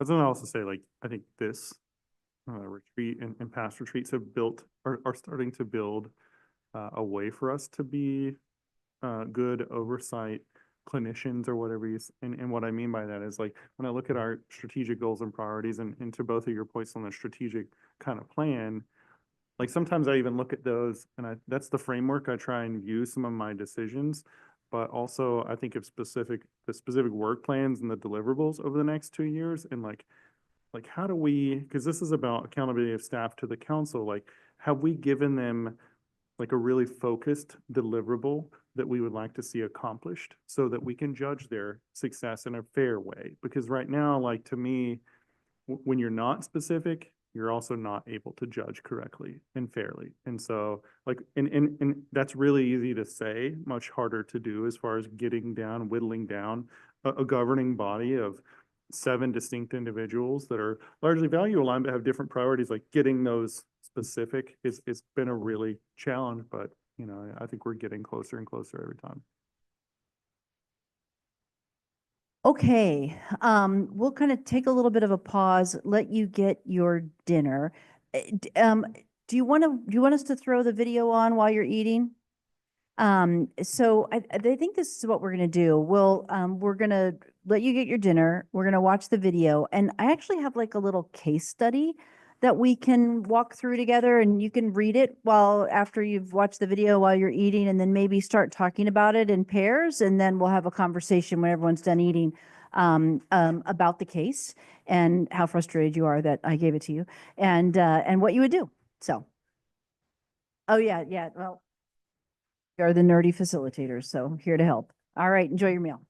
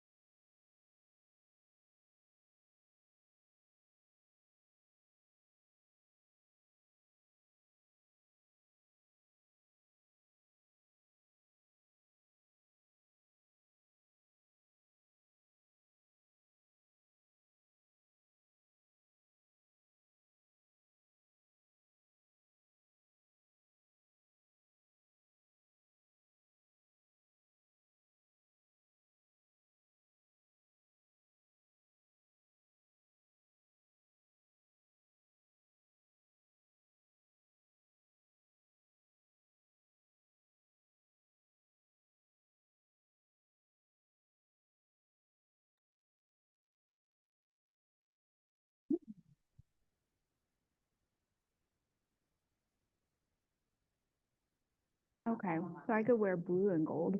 That's San Jose State. Hello, my name is John Nalbandian, and I'm a retired faculty member at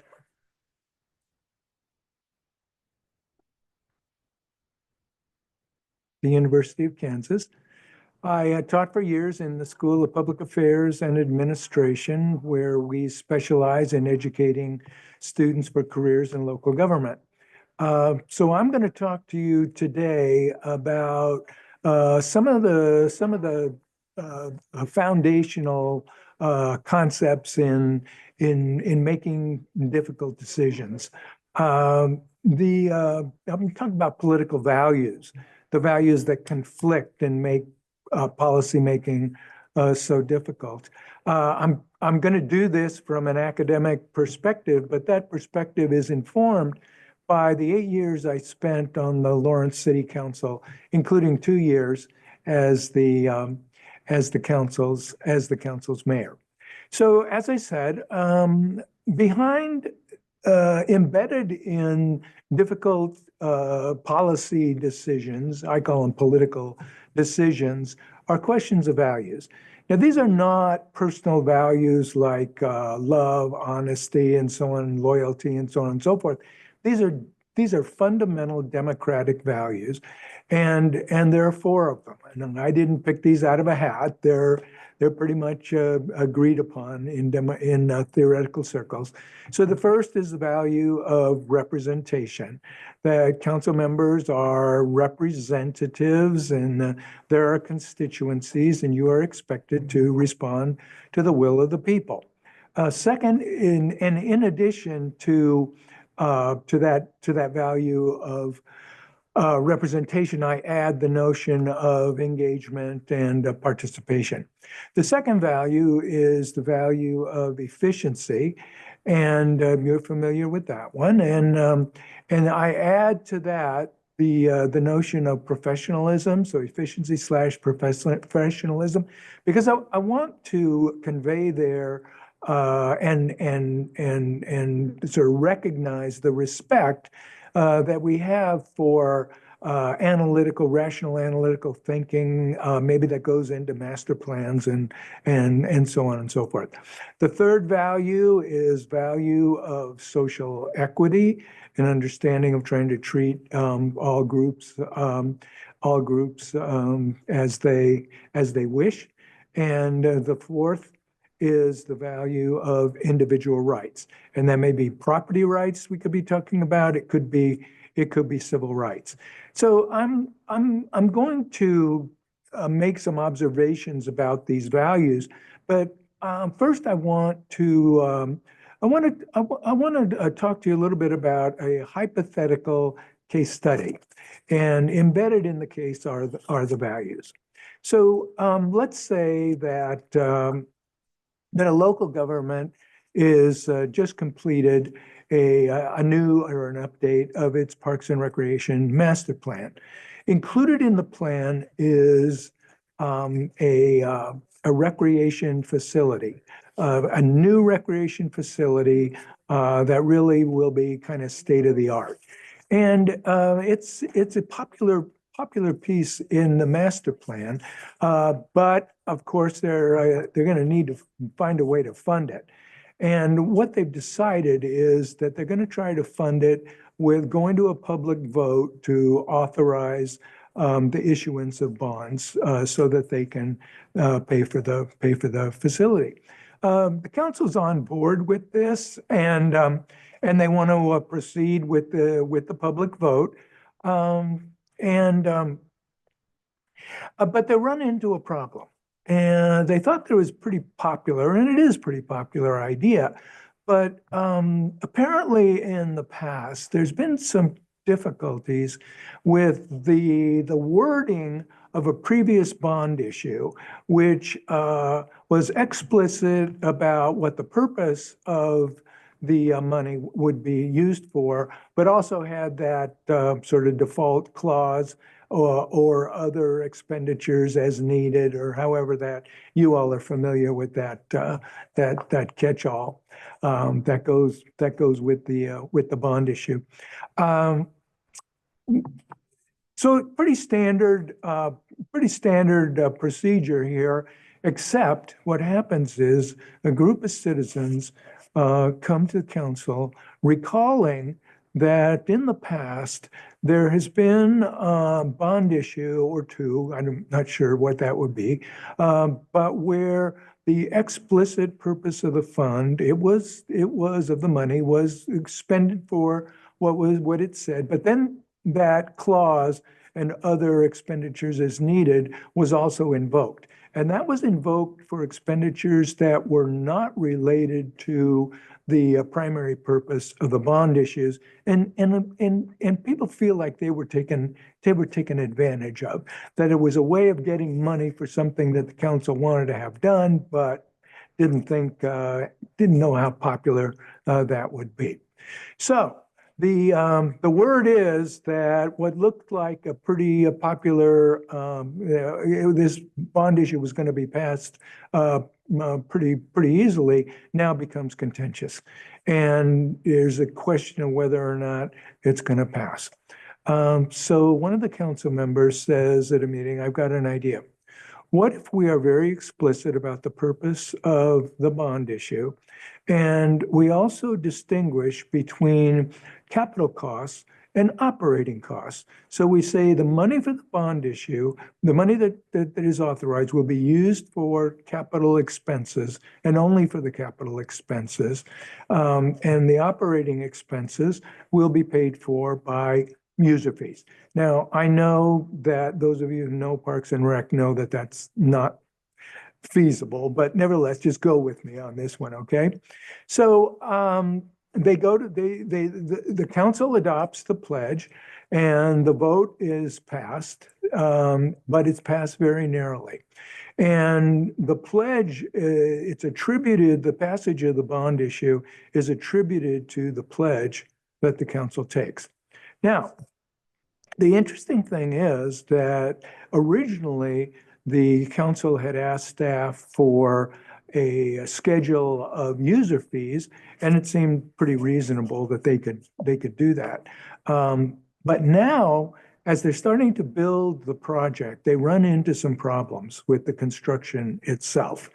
The problems are not going to affect the capital costs, but they are going to affect the operating costs. That means the user fee is going to have to be adjusted upward. So council asked staff for new user fee, and the user fee is increased from what it was, and not just by a trivial amount. But what's the council going to do? I mean, they made this pledge, and so they're kind of stuck with what they have if they're going to be true to their word.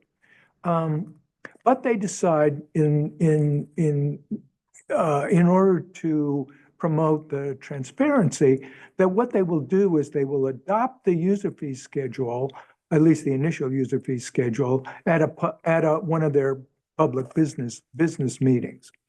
So comes onto the agenda, and they're ready to make a motion to approve the upgraded user fees, but then there's public comment. In the audience are 20 pastors from local churches.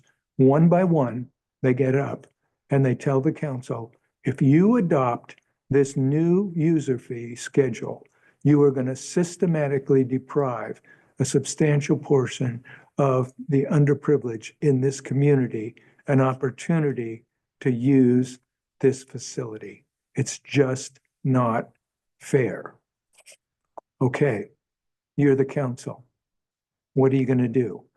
Are you going to live up to your pledge, or are you going to respond to the equity concerns that's been raised? Well, I know what you're going to do. You're going to do politics, okay? Now, what that means to me is you're probably going to play with the different values that are at stake here, trying to find a way to satisfy both the pledge but also to accommodate the equity concern. So let's look at the values now in light of the case. The representation value is reflected in the pledge itself. But it's also reflected in the idea that the pastors are representing a group of people as well. So what we see in the value of representation is that within the value itself, there can be conflict, okay? The second value is the value of efficiency, and this is the rational analytical work that's gone into the cost estimates and the user fees and so on and so on and so forth. The third value is the value of equity, and we see that expressed in the pastor's argument. But what's interesting about the pastor's argument is what they do is they are not only talking about an equity concern, but they are asking the council, aren't you representatives of the total community? So what they've done is they built an argument around both representation and equity. And then the fourth piece is the individual rights. And that, like I said, property rights might be involved in the case, contracts as well. But rights are so fundamental in our society and so powerful that we invent them. And so it may very well be that one or more of the pastors say, don't our citizens have a right to attend and utilize this recreation facility since it's paid for by its taxes? Okay, what on earth are you going to do? All right, here's some observations about the values. And let me go to my notes to make sure I get them right. First, you cannot have all the values optimally at the same time. It does not work that way. And let me give you an example. Do you believe in majority rule? Okay, I know you're reluctant to tell me that you believe in majority rule, but I know you do because you make so many decisions by majority rule. All right, majority rule representation, okay? Now, do you believe in individual rights? Yeah, you believe in individual rights. Okay, now, who are individual rights protecting you from? Yeah, majorities. So what's the balance? What's the appropriate, is there a correct answer for the balance between individual rights and majority rule? Well, if there were, we wouldn't need legislative bodies and rulemaking agencies and courts to adjudicate the various laws that are passed. Second, you cannot ignore any value over a long period of time and not expect trouble. Now, this is particularly evident and easy to understand when it comes to the value of efficiency, but it's also true for the other values as well. Third, efficiency may be, especially like for staff, efficiency, analytical thinking may be your favorite value, but if we're talking about politics and if we're talking about community building, you got to remember, if you're going to understand politics, remember, efficiency is one of four of our legitimate values. If community building is the goal, negotiation and compromise is the character of politics, okay? Us and them has no place in community building. And it struck me, I was thinking about this, and it struck me that at the national level and at the state level, you do not see national reps or state representatives talking about the state or the nation as a community. That term is only used at the local level. So to the extent that local politicians take their model of politics from national or state partisan levels, they're going to be off base. That is not what community building is about. So at its core, politics is about these four values. And the last point I want to make about the values is when you are given alternatives for, either we can do A or we can do B, and it involves controversy, it's very common for you to get down into the weeds to try to understand the technical part of the alternatives themselves. But that's not what politics is about. Politics is about the consequences of the choices that are being made. And what a council does when it votes on a controversial issue where there might be alternatives is to say, this consequence, these consequences are more in line with our community and where we want our community to be than this set of consequences. Thank you all very much.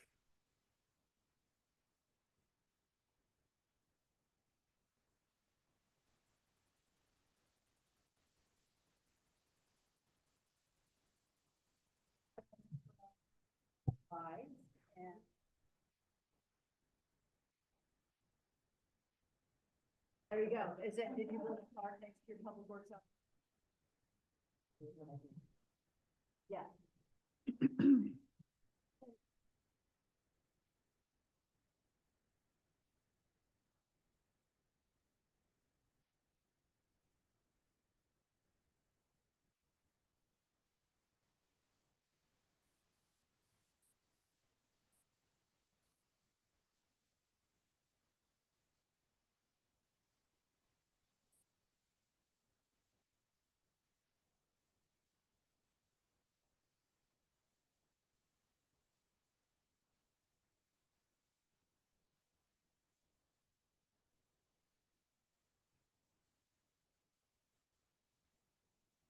All right. So can you go to the next slide? Go ahead and read the case study. If you haven't already, just take a minute and then we'll have a conversation about it and move us along. And dinner was delicious. A restaurant. Nancy made it and brought it from San Jose.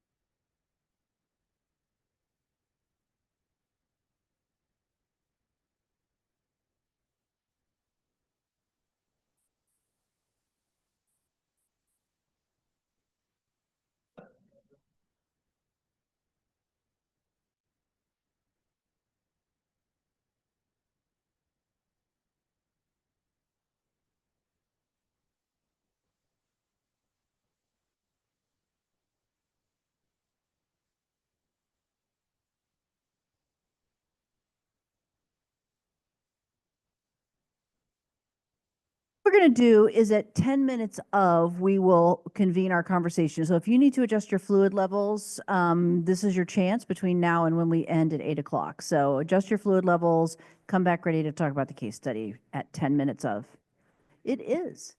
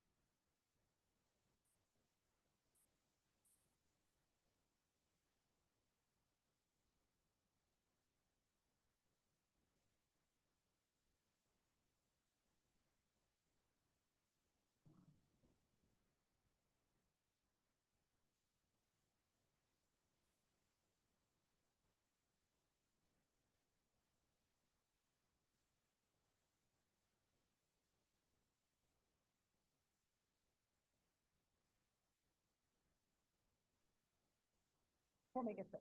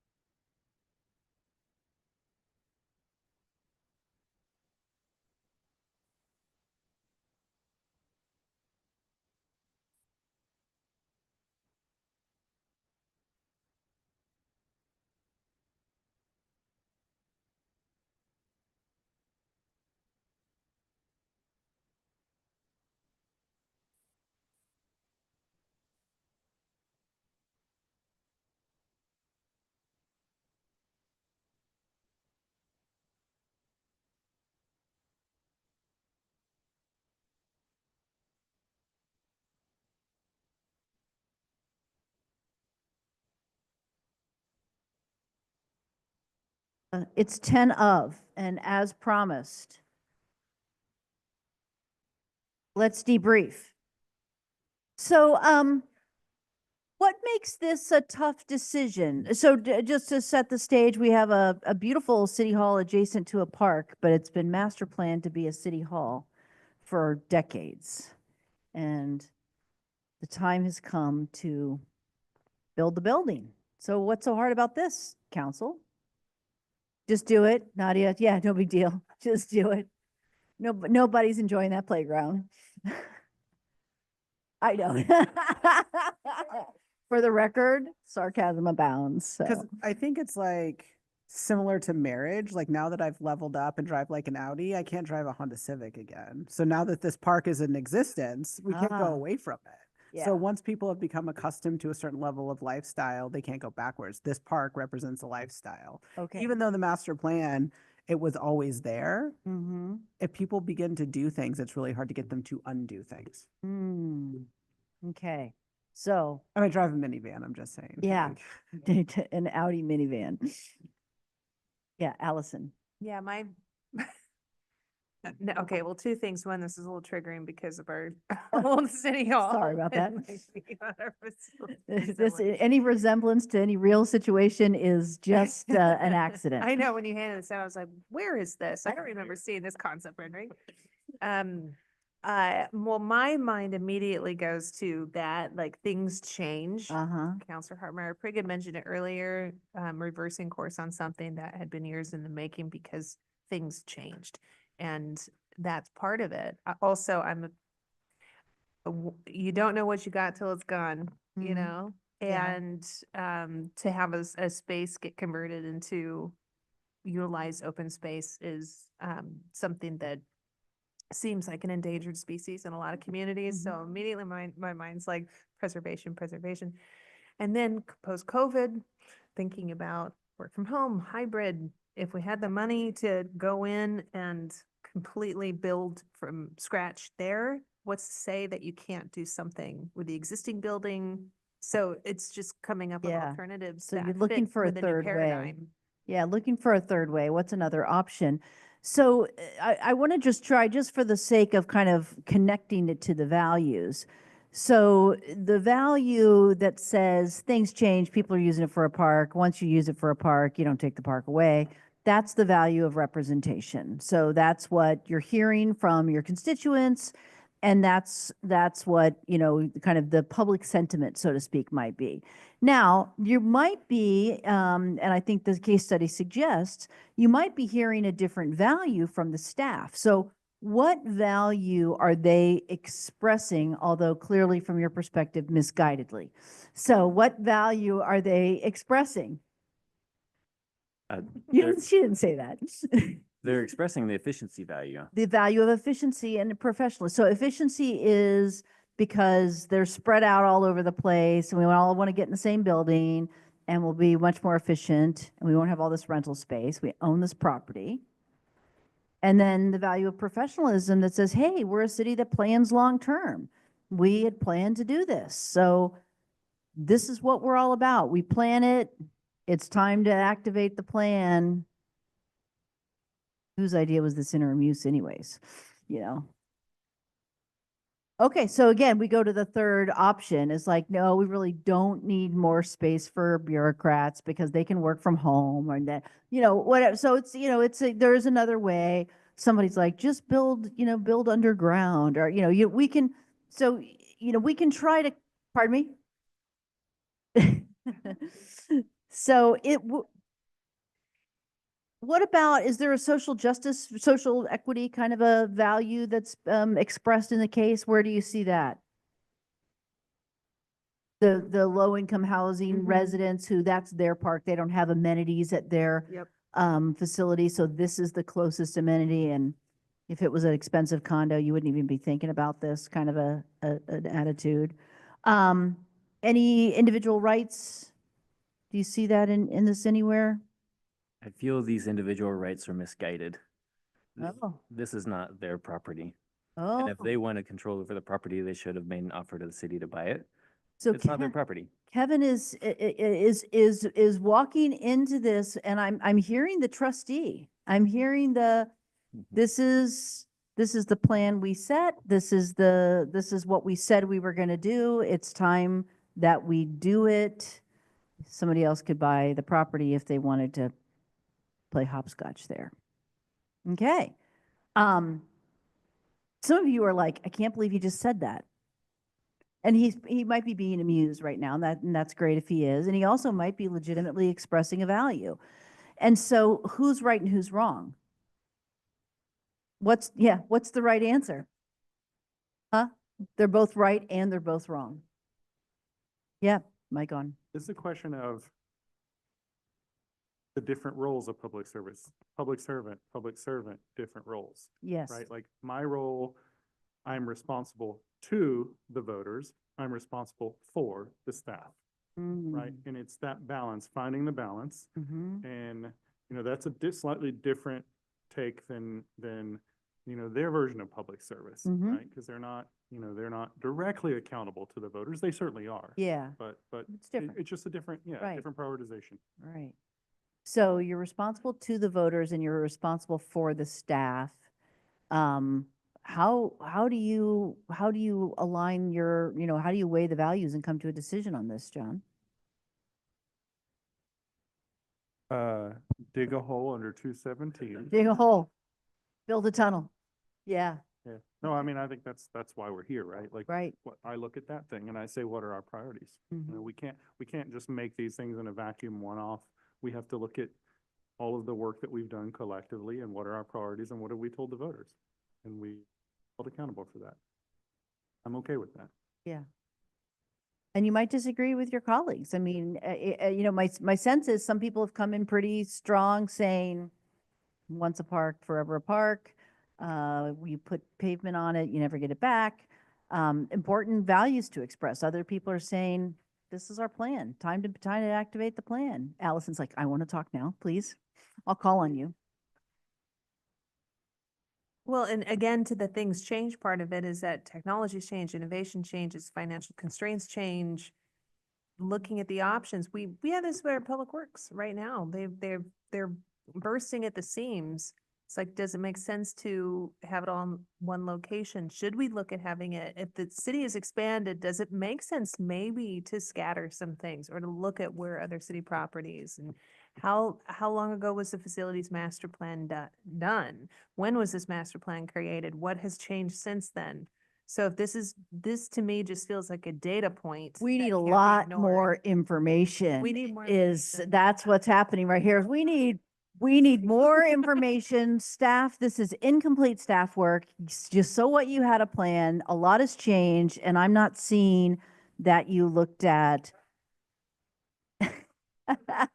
that you looked at all of these other possibilities. I want you to make sure that you're speaking to that. So let's just play this out. So Allison says that, Jenny's taking notes. Jenny, if I'm the voice in Jenny's head, which I'm not, but if I was, she might be thinking things like, okay, Allison is interested in more information. I wonder what the rest of the council's going to do. Do you all want this information? Are you going to have us go do this work because Allison wants it? Are you going to use it? Is it going to help you? Kevin, you sounds like you've already decided. Why aren't you saying something? Why aren't you saying, Allison, this is how we make decisions. We have the information. We're ready to move. John, John is ready to.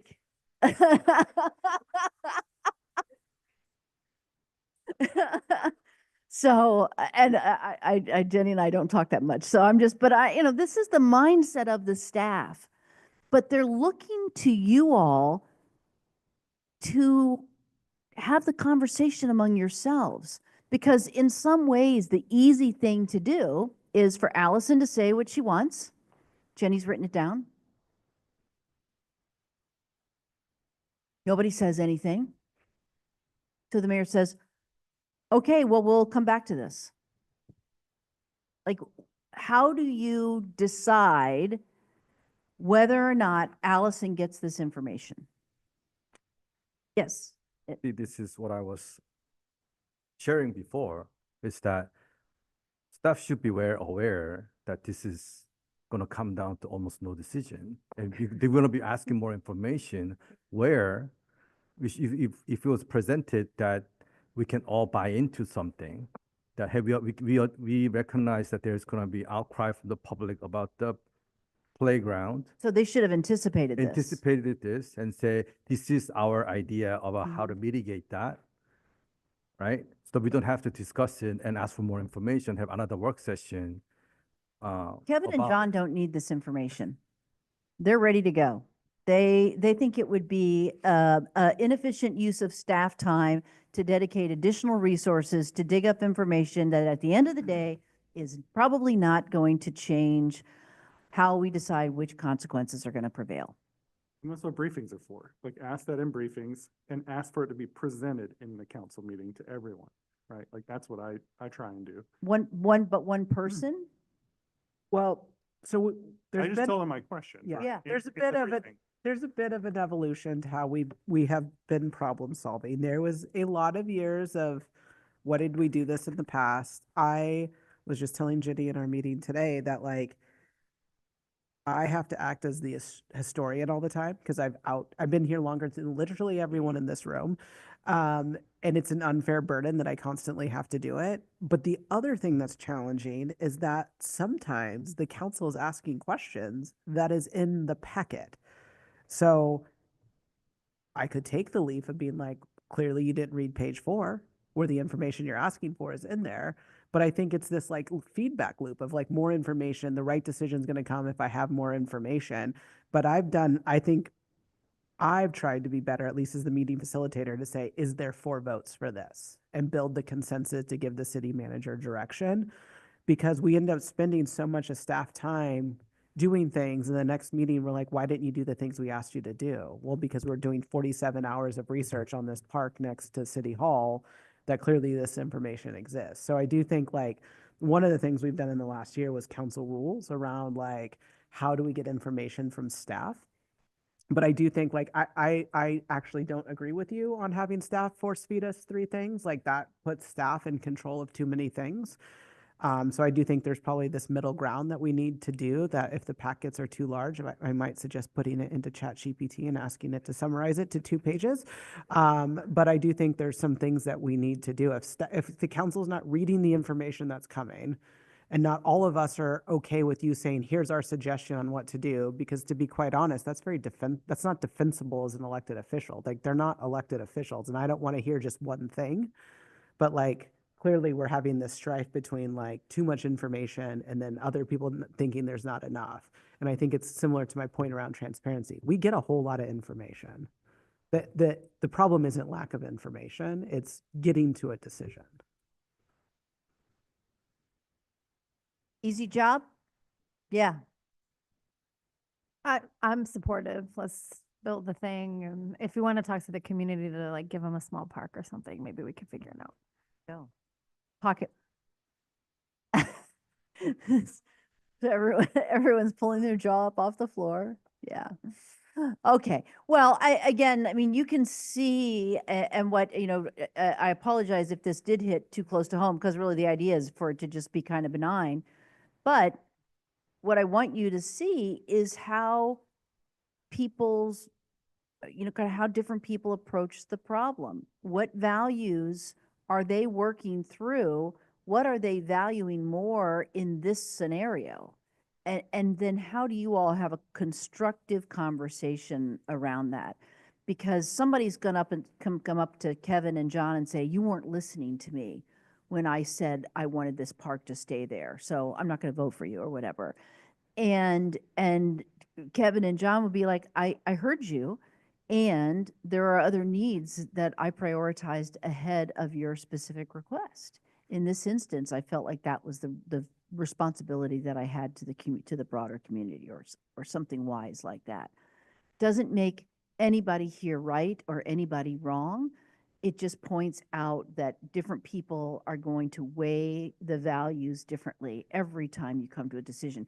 And I think that these 4 values in particular, and that's why I kind of like the framing, you can find them in any decision. I think if you decided that you wanted to look at your agenda item summaries in the context of the values, you could identify, well, here's where professionalism or efficiency lies. Here's where social equity lies. Here's where this value lies. And it just can be a filter for having constructive conversation, a way of interpreting, gosh, Kevin, don't you even care about what people are saying? He cares a lot. And he also cares a lot about this other value. And that's what he's trying to express. In this hypothetical scenario, dear listeners. Yeah, Ashley. I think something that, like, as you're talking, it just makes me think of like our dynamic. And as we spend more time in an elected role, which it's uncomfortable when you're talking about like, there's something you said where I remember like my first elected meeting, I just sat there and smiled the whole time out of like awkwardness and nerves. I was like, wait, how do I get to be this decision maker? Who am I, right? These folks have spent their careers, right? But we had a I think it was when we were doing the water bond, and we really, really struggled with it because we were going to take on a ton of debt to do this. And I think everyone kind of articulated, like, without knowing these values, like articulated our values and articulated our vote. And I think like that was like one of my most proud moments of our council, because we showed transparency and we explained like why we were going to take on this huge debt, right? And so I think in situations like this, it's that conversation is important, and like less of the like pontificating the future or the consequence, but like actually coming with like that opinion of like, hey, I have thought about the consequences and this is the best one I foresee, and that's why I'm choosing to vote this way or whatever, right? And I think that like this is one that is very similar to something we're facing now and will continue to face. And it was just interesting, like whether people were playing a role just now or being how they might actually react. But like I also felt myself being like, can we just make a decision, right? And I can sometimes get that way. I get a little impatient, like let's just go, you know? How much more information do we really need? Yeah. This is whatever decision we make, there's going to be a group of people that are upset with us. And we are ultimately going to have to make a decision because no decision is also a decision.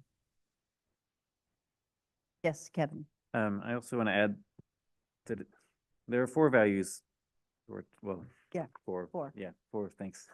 4 that we're talking about here. And even if it seems like there might be, somebody might not be prioritizing one, like I spoke against individual rights, supposedly. But from the person who's sharing that perspective, like whatever they said could have been actually their understanding of that value. So if somebody valued accountability and representation, and then they disagreed with somebody who also had that value, it just the nuance in how these are expressed, I think, is important. That representation and individual rights are very often in conflict one another, kind of what's the greater good. But you want to buy my house or this piece of my lot to put in a right turn lane. Are you kidding me? You know, we don't need a right turn lane. I like my tree. So it's very, very much those two often in conflict. Mayor. And that Kevin played that trustee role really well. It's probably because he's not sleeping at night, but he came into it. I think that like we literally face these with every single time, and it's really hard as an elected official to like have people come and testify at the dais and not immediately want to problem solve, because that is why we all ran for office. You know, my staff call me an idea factory. Because that's what I want to do, and I want to solve problems, and I want to meet people where they are. And I think it's really uncomfortable to tell someone we're not prioritizing your rights when we have this greater good to come. I mean, we just went through this with Cooper Mountain. What I love is that you said I ran because I want to be a problem solver, and I don't see that role written down. I mean, in some Well, ways, it's I the mean, decision maker, no, right? But I mean, yeah. in fairness, I did run to be a strong mayor. So yeah, I did run to be a problem solver, Yeah. but my role has changed. Yeah, but I you know, I think that that's a piece of it. Like sometimes people run because they want to stop something. I mean, and that's the decision maker role. I mean, I get that. But so often what we think the job is and then what the job is and what our mother thinks the job is are all very different things. There's that meme, right? But they're all very different things. And so understanding the roles, how the different activities align with the roles, and then when you make a decision, understanding the joy that you'll have in figuring out what your values profile looks like and how that is representing the values that people put you in office to represent. Okay, thank you for it does. Huh, where did I get that font? I don't know where that font came from. It's a different color ink and a different font. I'll have to check that. All right, so so we're gonna do a little bit of a hard gear shift, and thank you for this. The last activity we have for you tonight is to think a little bit in the shoes of others, and what people are looking for in this ideal member of the governing body. So whether it's city council member or mayor, kind of the ideal member of the governing body. And this is the activity that we want you to do. So you have been given 3 sticky notes in 3 different colors and a Sharpie. And what I'd like you to do on each sticky note, you just put one thing per sticky note. Okay, now the instructions are about to get really specific. So if anyone needs help with color distinctions and stuff, let us know. We can help with that. But on the green sticky note, I want you to write what you believe the public is looking for. 3 things that you think the public is looking for in the ideal council member. 1 idea per sticky note. So this is your chance to really do some design thinking. Put yourselves in the shoes of your constituents. What are they looking for? What do they want? How would they define the ideal council member? When you're done with that, take those shoes off, put them over there, step into the roles, the shoes of your staff. How would they describe the ideal city council member? What are they looking for? Orange for staff. It doesn't look very orange up there on the projector. And then when you finish that, I want you to think about your neighbors here, your council colleagues. And on the yellow sticky notes, one per sticky note, what are your council colleagues looking for in the ideal council member? So you do that. Nancy and I will start collecting them and we'll see what we end up with. You get 3, so one idea per, and you can do up to 3. And if you've messed up with the wrong thing on the wrong color, let us know. Yeah.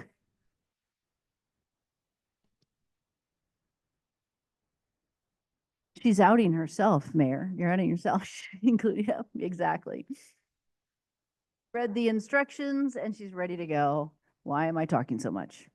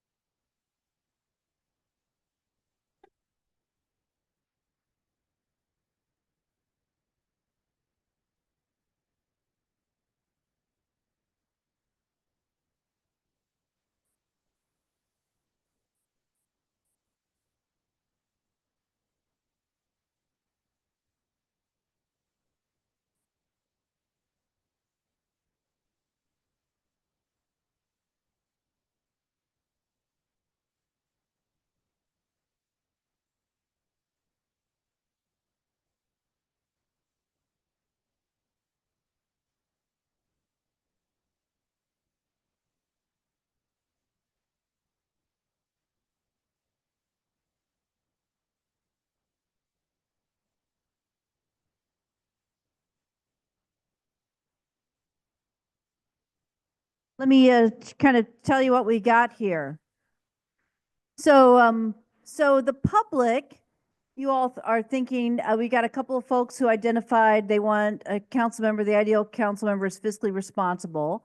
They're focused on safety, public health and well-being, affordability, GSD. Oh, get shit done. Thank you. So I'll put that with the listener, with the. A couple of you said, despite me not including it as one of your roles, that they're looking for a problem solver. So solutions to problems, a problem solver, good listener, an advocate, someone to take change about their issue, a champion for their cause. They want honesty, accessibility, engagement, transparency, and empathy. So that's what the public's looking for.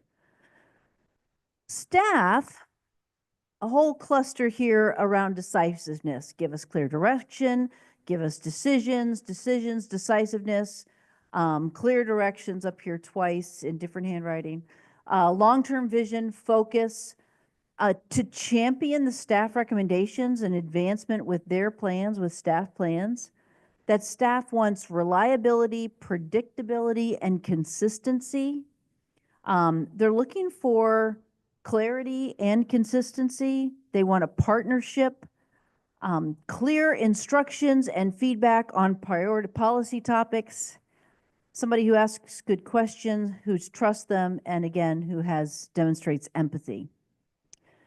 And then what you all are looking for in one another, focus, a hard worker who does their homework, they come prepared, they're willing to be accountable, they're thoughtful, trust, empathy, mutual respect is up here a couple of times, partnership, collaboration, insightfulness, somebody who's flexible, a good listener, and a good communicator. So those are the things that you all are looking for. What kinds of things made the list in all three? Empathy.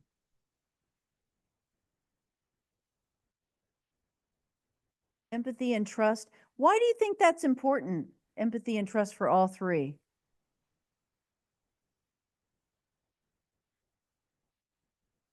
Say again? The mayor consistently says that government moves at the speed of trust. Government moves at the speed of trust. So you have to be able to trust one another. The public needs to trust you, and the staff needs to trust you.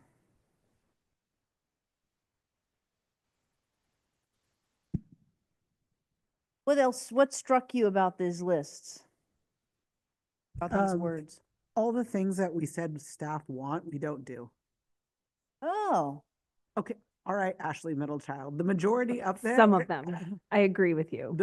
But the ones that I'm but This in is the- fairness, like I want reliability, stability, and all that too. And I think that's wishful thinking. so I don't- you think this is what staff wants, Right. and you are knowingly not giving it to them because you don't think it's a reasonable expectation? I think so. Okay, all right. So one of the things we might want to suss out is if, in fact, that's what staff is looking No, for. no, I just that we know it and we disagree with it being reasonable. I don't know that that's true. I think that we know it and we aren't those things for them always, for sure. But are we intentionally like, I'm going to be contrarian to staff? Like, no, I don't. Maybe you are. Okay.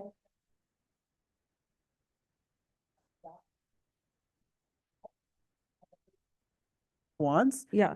but we're not doing it. And it's not like I come to the dais and I'm like, I'm not going to do anything that pleases staff, but like, maybe it's we don't have enough information. Maybe we're allergic to, I mean, there's a whole bunch of reasons why Oh, we're yeah. not doing it. I'm just saying observationally, we all said this is what staff want. There's not a lot of times I think we. I agree with that. I heard a summation that was that we think that what they want of us is not reasonable, and I disagree with that. So I that, think talk about that then. So I mean, that would be the thing. I think I heard the mayor say, it's not really reasonable to expect stability and consistency and predictability from elected officials. That's not why we're here. And you're saying you Oh, disagree okay. with that. Yeah, I disagree with that. I mean, I think that stability is always going to be a hard one because you may get a new council every 2 years. Okay. Right? This is the first time that this group will continue, right? Where Mhm. we're actually going to have a full 4 years together.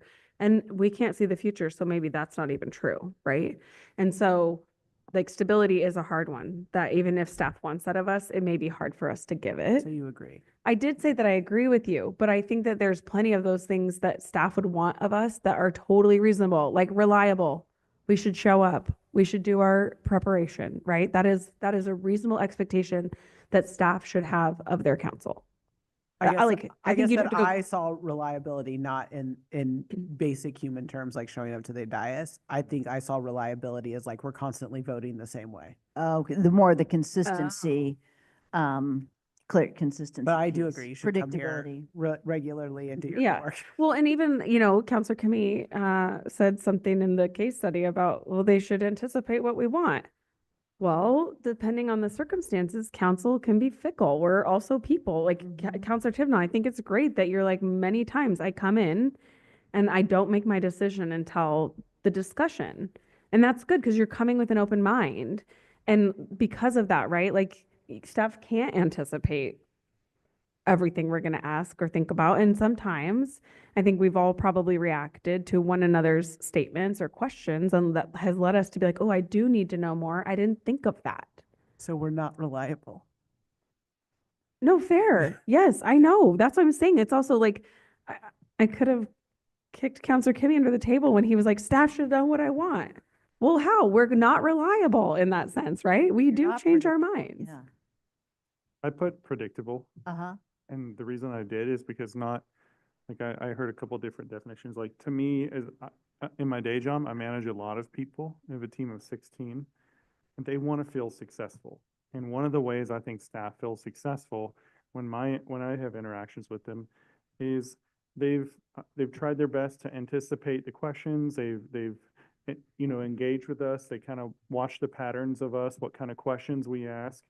And if they give us enough information to vote, like that's the kind of predictability. Like I want to be the same counselor most of the time I'm up there, right? So they can start to learn who Counselor Duggar is, who John is, who Ashley is, who the mayor, all of us, so they can start to prepare and they can feel successful, like they're doing a good job because, like when you don't have that predictability, it's really hard to do their job, I think. So it's, again, then the That's what I was defining. predictability, yeah, the predictability then is I get to know you and that allows me to meet your needs better so that I feel like anticipate your needs and be successful.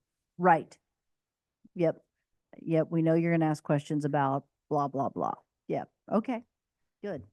I do think there's something really big that Ashley said, which is we are going to be the same. Like this, we have had, 3 to 4 years of just different folks coming on, coming off. And so that just that in itself, probably if I was on staff, right, would create sort of unease. I think we are significantly like more values aligned. I think just sometimes what happens is that, and I think, and I'll be honest, like, most of us work full time. And so coming in and preparing and being ready, and to your point, like, what your decision is, you move, you sway. Sometimes there just isn't that time to reflect on that big decision, and that decision needs to be made right then and there. And that's okay too. But I think being able to recognize and like even grapple through that and say like, okay, do we need like a 5-minute timeout? But I don't know. I mean, I do think moving forward, were you guys elected like 1 year, 2 year? So yeah, like we're now like I think we're in a better flow of where we're going. I do think staff anticipate most of our things. I think they're pretty in tune to like what kinds of things we're going to bring up. Also, I would love to talk about, maybe not today, maybe tomorrow sometime, where staff consistently last 2 years and 2.5 years asked us by clear directions, clarity, tell us what you want, and as Dan also said, continuity. But we've been hearing that for last some years. And I think we should come up with our own way of giving them clear direction. We cannot all of a sudden, every decision that comes up to dais, if we consistently give you non-clear direction, then staff will be having come back to next year and saying, we want clear direction. So what can we do as a council together that can give them clear direction? So my personal agenda coming to here was, why don't we agree to stick to the 4 priorities that we have set forth together? And as long as that aligns, then we are at least consistent to giving the same message, or at least something that we agree upon, that staff can clearly see, as long as it's aligned with certain priorities, that we will at least come up with a decision that day at that council meeting. I think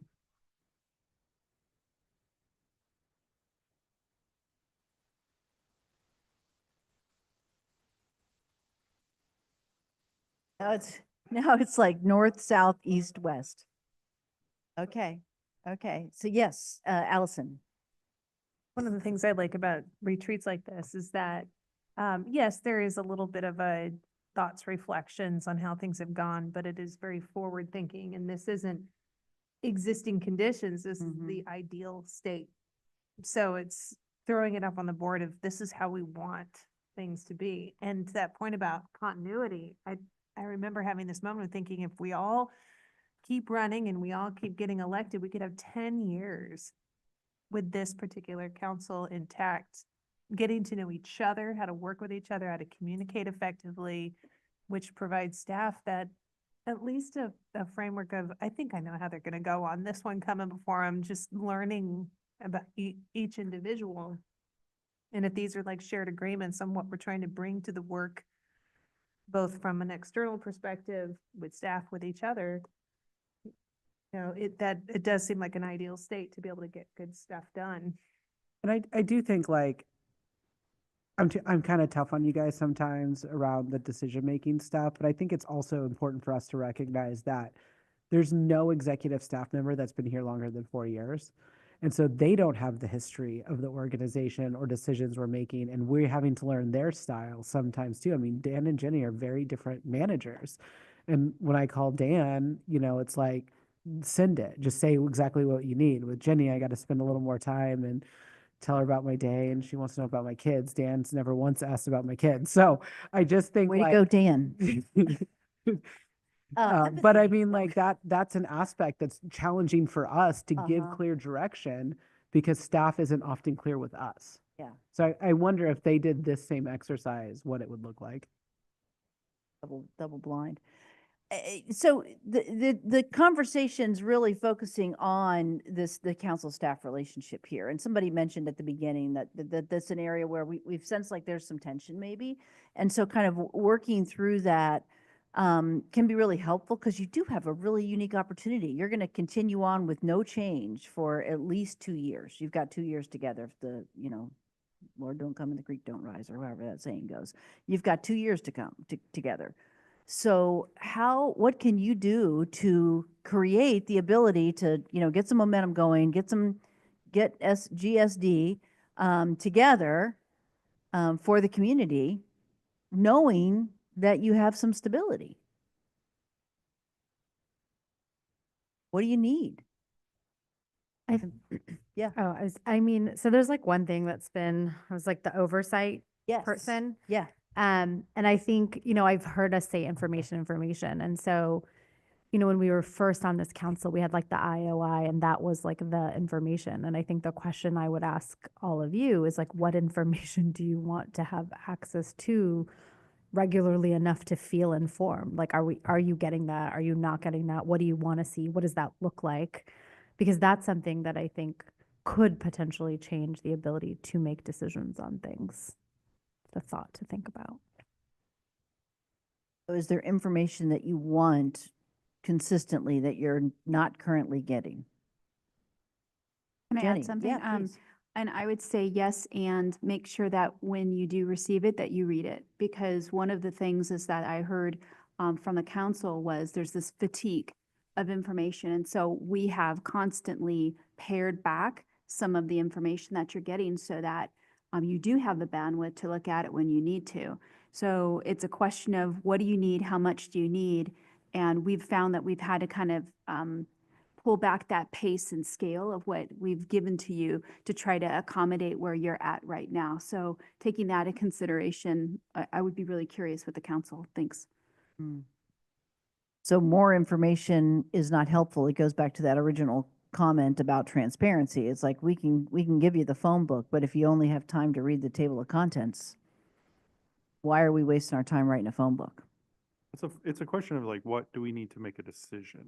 Right. Because there's always information that's interesting, right? But, Yeah. like, do I actually need this Curiosity. to make, Yeah. like, do I need this to make the decision in front of me? And I think we have a really good balance now with the packets and then the questions before they get sent out to everyone. Like, it's probably been 6 or 9 months that I felt on the dais that I didn't have what I need. And part of that's me adjusting, but I think I think we're at a much better place than we've ever been.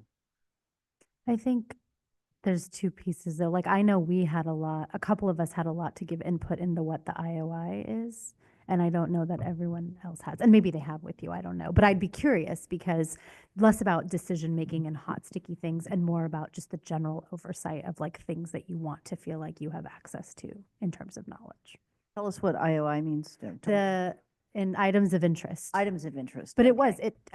it was lengthy, right? And so was it getting read? And so like, what is the thing that you as an individual want to see on a quarterly or yearly or whatever basis that's less about making big decisions, but more about just knowing what's going on in the city?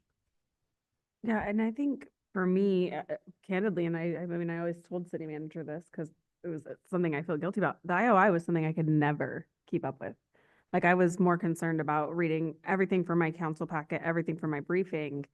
I couldn't keep up with IOI.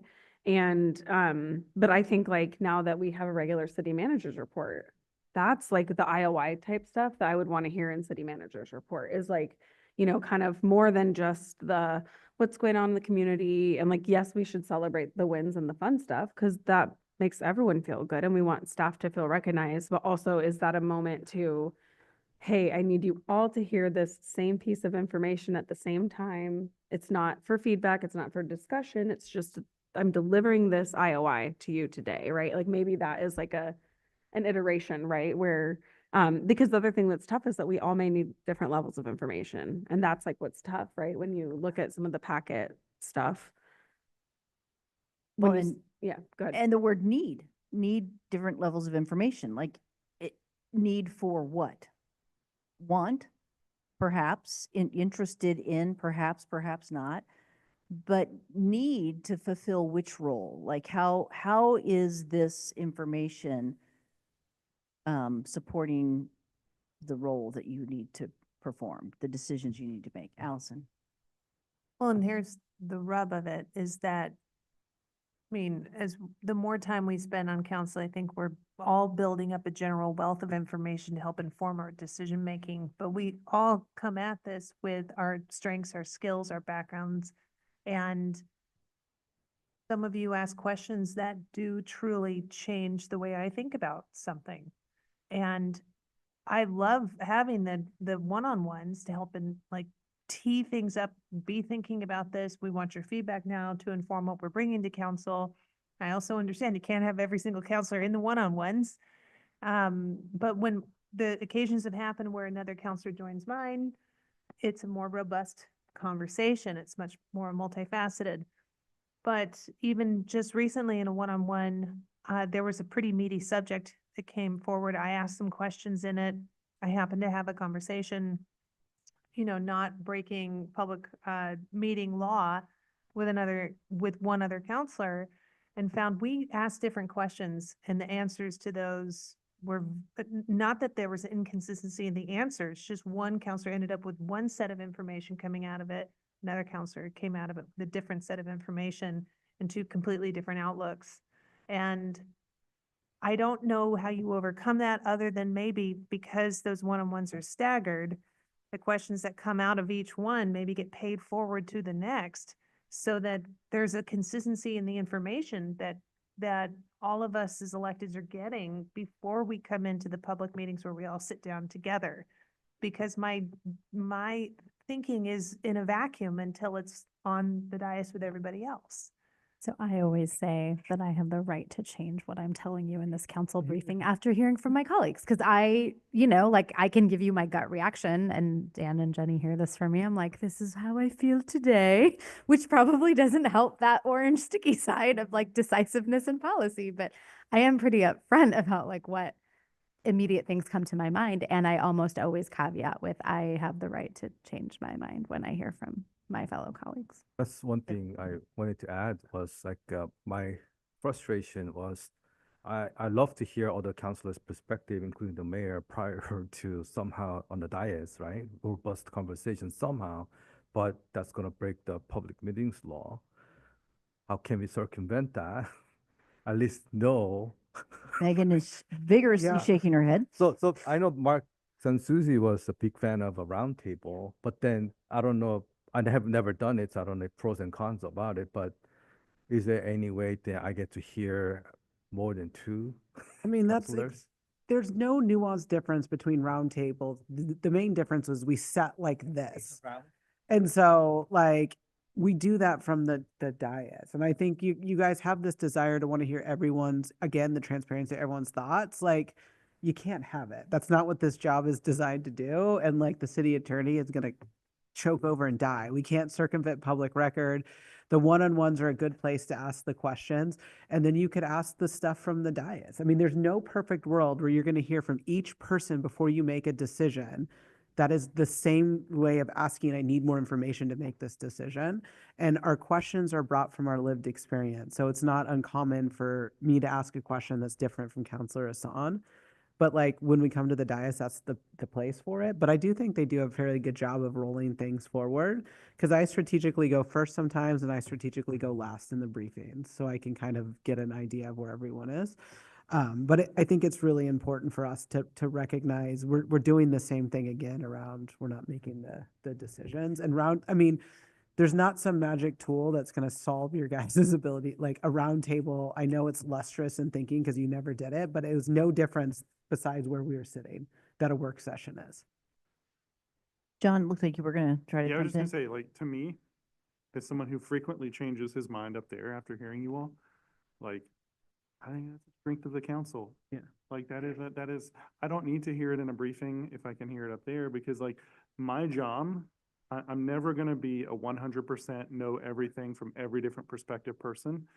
But I want to hear from Nadia's perspective. I want to hear from Ed, I want to hear from each of your perspectives, and then I'm gonna share with mine, and I am responsible for my decision based on that. And that's okay. Like I can't, the expectation can't be that I know everyone's questions and everyone's perspective. And like that's the diversity of our council. We do have different perspectives and different life experiences and different viewpoints and different risk tolerances and different priorities and all those things. So I think that's a really good thing. And that's why I often change my mind up there is not because I was wrong originally. I wasn't. These are not, Wrong or right. these are not that internet question of is the dress black and blue or white and gold? Like, this is not that, this is, I agree, but you know what I'm saying? Like there's no right or wrong. There's layers of color and experience and nuance and all of these. And I feel like we've come to a good place. So why, But going away from one-on-ones is not a good answer. Like all of these are data points and we do not, and the expanding from 5 counselors to 7 has really extended our meeting length time. And there's not a time on the dais for you to ask 47 questions each. So I just want you to think about like how this tool is helping you do your job better. And are you utilizing your one-on-one time to get some of those big meaty questions out of the way? and to clear, I'm 100% like a fan of the one-on-ones. And I'm also a really big fan of like the emails that you send out sometimes before the meeting that this counselor asked this question, we got to see it, because that kind of gives us an emergency release valve for the things that, but I feel like we're in a good place for the amount of information and the opportunities. Because even after a one-on-one, if I think about it and I have something, I'll just email Jenny and say, this popped in my head. Can you get it to staff?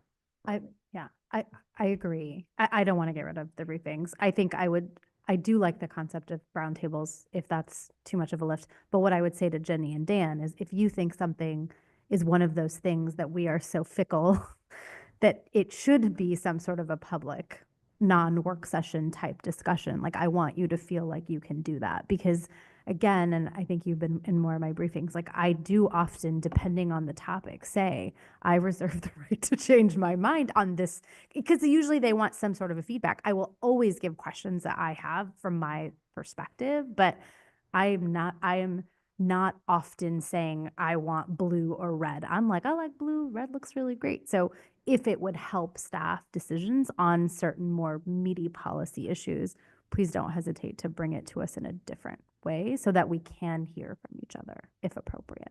Well, I think I trust staff is bringing us those things as work sessions. I think sometimes we get a presentation that maybe we would prefer to work session on. So if, there might be something that,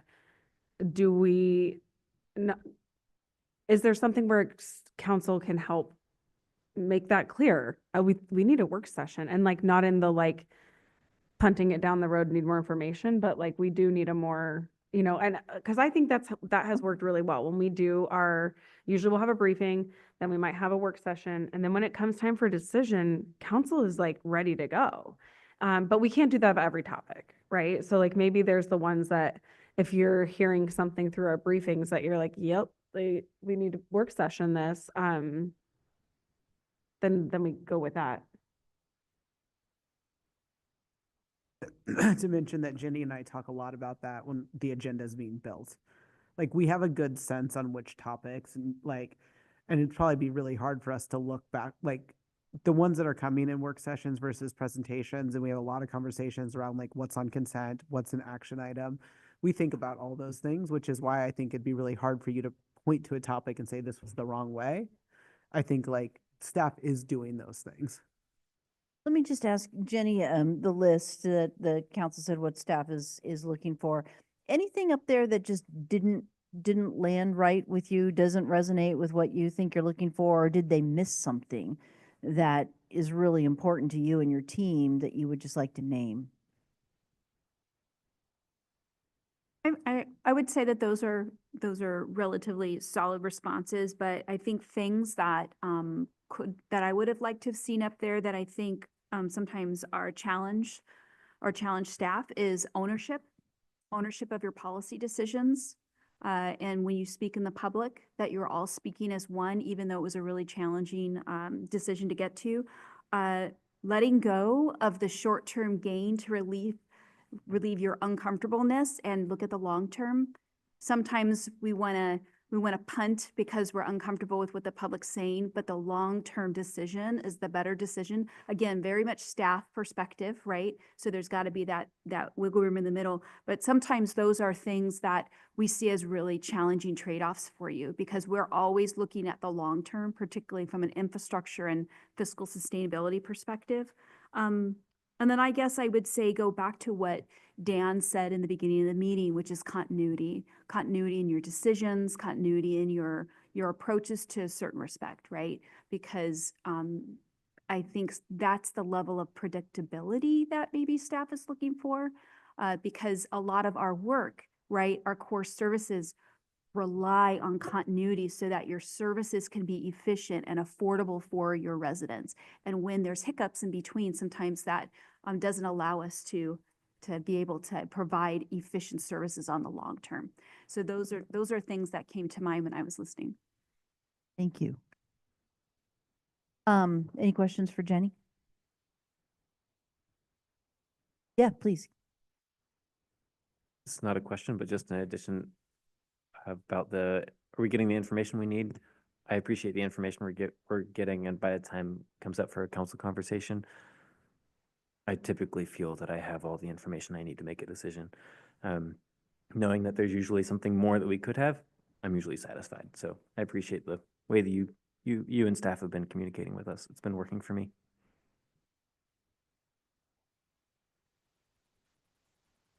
Any of the things that people said they're expecting that they think their colleagues want that you all have a question about? Like, I'm not sure what anybody meant by empathy or.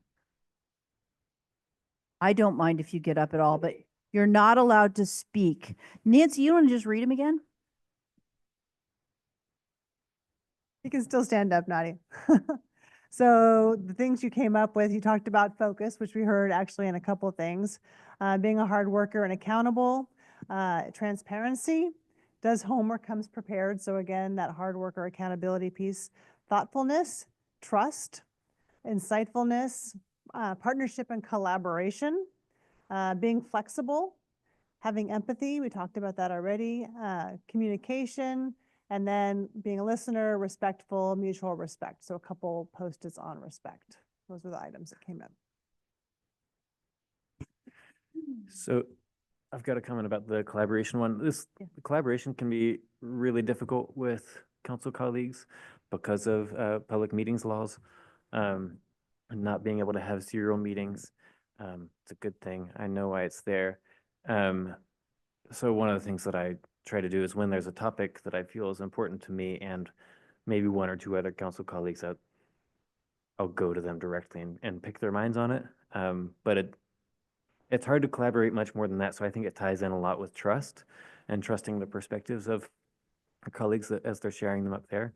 If we're not able to talk outside the meeting, collaboration and trust, I think, go hand in hand quite a bit. I think a way of looking at that is like collaboration isn't really something we can do, but compromise is something we could do. And that this job requires us to compromise versus collaborate. And like, that's a very different nuance, but it's something like I struggle with too, because I don't like to compromise, but it's something I've been trying to work a lot more on because we can't do the collaboration. We can't know everything that everyone's doing. So like, how are we more compromising versus collaborating? And I don't mean values. I mean the ways we're decision making. I put empathy on this one, and actually what I meant by that was not up there. It's not when we're on the dais. It's a situation like Counselor Teeter texted Counselor Kimmy and I about covering for some meetings and things like that. Like, we're at different places and we have different Taking care of each other, responsibilities, yeah. right? Like, and to me, you know, like we go for bike rides too. It's like sometimes you need to do things off that dais with each other and recognize that sometimes, you know, maybe the mayor has a childcare responsibility or something and I need to cover a meeting. Like, I can do that. And that is something I would like to do for my colleagues when I can, not because I want to go to a water meeting. I don't. But because I really care about Lacey or I care about Kevin, I want them to be a mom or a dad too. And this is a hard role for all of us. It takes a lot of time and it takes a lot of energy. None of us are in this to get rich, but we can be in it to support each other. And I want them to be really good counselors and really good mayor, you know, all the things. And part of the way I do it is like by showing my empathy, by being there, not when people see it, but in that kind of Being special way. very human and Exactly. recognizing the humanity of each person. That's great.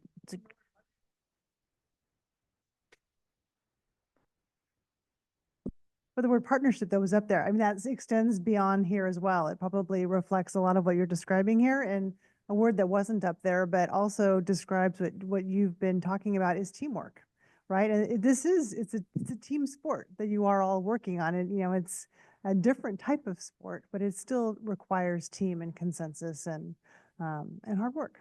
And also add one more thing. The level of hard is different depending on what, because we all work full time in addition to this. And like, that's what I try and bring that even from the dais is like, I've had nights where I've been really frustrated or tired and I kind of get snippy with people or I kind of say something that I don't like that I go and apologize for or something later. But like we all have lives that are too busy outside of this, much less on top of this. And I try to bring that perspective. And I think we all do. I think that's why we all celebrated after the elections this year, right? Like, we get to stay together. And I think that's really important because we built something, you know, we built a repertoire with staff. We're working on some really cool things that I think take a lot of this stuff that people never see to make work. Well, I think tonight has really been, as Nancy set the stage earlier, it's been about how you want to work together. And there's, you know, that it's kind of a really good note to kind of bring us to some closure on as we approach 8 o'clock. And we'll be back here first thing tomorrow morning to spend the day together. But this conversation has been about how you want to work together, how you want to interact with staff, remembering the difficulty of the decisions and helping you bring that to allow you to have more constructive conversations with one another. So do you want to do the wrap up and preview? All right, so we wanted to, could bring us to the next one. There we go. First of all, just, we have 10 minutes or so, just kind of take a moment to just do a little bit of reflection for this evening, any takeaways, but then we want to preview what we're going to be walking through tomorrow so we can shift gears and come prepared for our conversations tomorrow. So before I preview the agenda tomorrow, just maybe a quick around the table, takeaways, comments from this evening, and your thoughts on where we are as a group. Who'd like to start us off? Okay. I mean, I think we all want the same thing for our community and for the city and for staff. And I think that we continue to work towards that. And it makes me really proud and excited. I can go. I just am grateful that everyone's participating too, because it can be easy to just be a little internal, and it's good to hear, and a good affirmation too of the sharedness of it all. Sharedness, I like it. Sharedness. I told my son this as he was entering high school. We rafted down the Deschutes once, and there's a saying, oars in. So you go for a while and you're just like leaning back and getting some sun and looking at the clouds and scenery, and then someone shouts oars in, and you gotta be at attention. And it feels like it's oars in right now. There you go. We're in the rapids and there's more to come.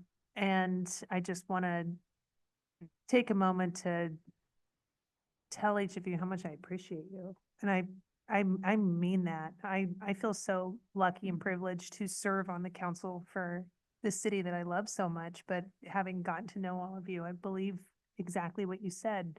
We want what's best for our city, and we've proven time and time again that we will make sacrifices in our personal lives. We will stay up late. We will stay late. And we're not perfect. And I think part of this retreat is to do exactly this, talk about our ideal state, but also give each other a lot of grace that we're human. So I feel very fortunate to be in this room. I'm looking forward to tomorrow, and I'm looking forward to the year ahead. On the oars in, we'll be setting the priorities and starting going, right? Starting to go. I just think it's clear we need more information from staff on the tunnel. On the tunnel under 217, so we can vote on it right away. No, echo everything. Thank you. I like the vibe and energy today. It's very calm. Equanimity is the word that I learned from Councilor Tifnon like a year ago, I think, on the retreat. Coming to January 20th afterwards, I don't know what's going to happen. We might get a lot of phone calls. I feel kind of nervous about it, but I like the fact that we are in it together, that we can bounce off ideas of each other. And as long as we are in a solid state, I think we can plow through first initial few months. And then at the end of the year, we can pat on the back and say, hey, we went through together. It's a team effort. And I'm looking forward to this year also. So I really appreciate the activities we did tonight, talking through roles and ideal governing bodies and things like that. I like this ideal member of the council graphic and activity we did. And if we're going to end up having goals and priorities up on the wall again after we update these and have the new version, it could be helpful to have something like this displayed, just as a reminder when we're up there making decisions. What are staff hoping to see from us? What's the community hoping to see from us? What our colleagues need? And just being able to just quickly see they need somebody who listens, who collaborates or compromises, who is consistent and clear and things like that. I think that could just be really helpful. I think this was a good thought exercise. There.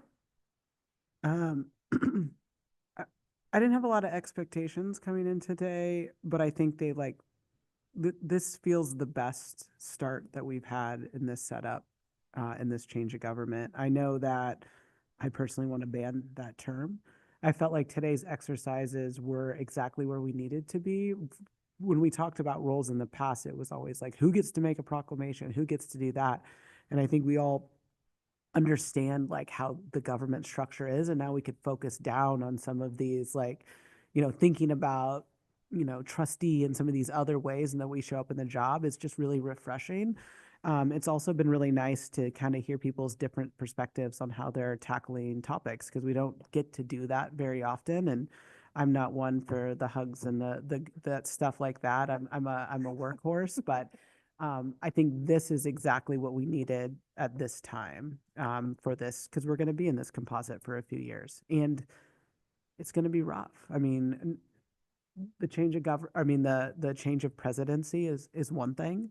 The very structural deficit that we're in is really like what's in front of us all the time. Our ability to do anything is directly related to our budget. And so I just want to make sure that we're carrying these, how we're showing up in the public, how we're going to do things, and keeping centered around, we can't be everyone's everything, but how do we be the most responsive government in the next couple years? And how are we going to work with other levels of government to accomplish it? And that we're not in it alone. We have the state legislature that shares our values. We have other levels of government that are doing the same thing. So how do we bring some of our goals we might not be able to accomplish ourselves? That doesn't mean we can't have them, but we're going to have a really strategic view on getting our partners to come along and spending that time in relationship with them, because I'm fairly certain, I know who's elected in this community, that we share beyond the city council the same goals. And so I think if we're leveling up in our roles, I think we're going to level up in our ability to serve the community, and it's just going to take a little bit extra. So I'm excited about tomorrow, but I don't anticipate it to be easy, but I anticipate it to be worth it. You're in it together. I mean, that was what we really covered today. You're moving beyond sort of the tactical mechanics of how you operate and moving into, the higher level conversations and how you're going to be and show up in order to do the hard stuff. Because it's not easy, it's hard stuff. And we're going to talk about what is the hard stuff to prioritize when we're together tomorrow. So tomorrow, we'll start off in the morning with some context setting. So, looking back, where are you in the state of your accomplishments related to your priorities? The state of the budget, but kind of reminding the state of the context for the city. So hearing some updates from the city manager. We will then also spend time with staff. So staff will be joining us tomorrow. We're going to have a much bigger set up. So there'll be an opportunity to engage directly and really hear and ask questions and build connection. So we're building connection here tonight, but we're going to expand the tent a little bit tomorrow for those conversations. And then we're going to focus on the priorities. We will talk about the strategic goals. We will talk about the priorities and really try to get clarity around where there's consensus around short-term and long-term strategy. And so, part of this is what can we really focus on and prioritize in the near term to get some results, particularly given all of the uncertainty and some of the challenges you're facing. But you don't want to lose sight of where are we going? Where's that North Star? And so hopefully the conversations tomorrow will provide clarity, but also help to tee up, as the mayor was talking about, that longer direction, more of a strategic focus, and maybe even moving toward a strategic plan process. So that's what we've got on the horizon. 8 o'clock, almost straight up. I think we're starting at 9 o'clock tomorrow morning. Is that right? 8:30. Okay, 8:30, sorry. 8:30 tomorrow morning. Come in with coffee and all the good stuff. I think we can probably leave stuff here overnight if it's not valuable. Yes? We're going to rearrange, but if you wanted to leave stuff on these tables, that's probably okay. We can. Okay, all right. Take it, but you can leave your name tags. All right. Thanks, you guys. We'll see you in the morning.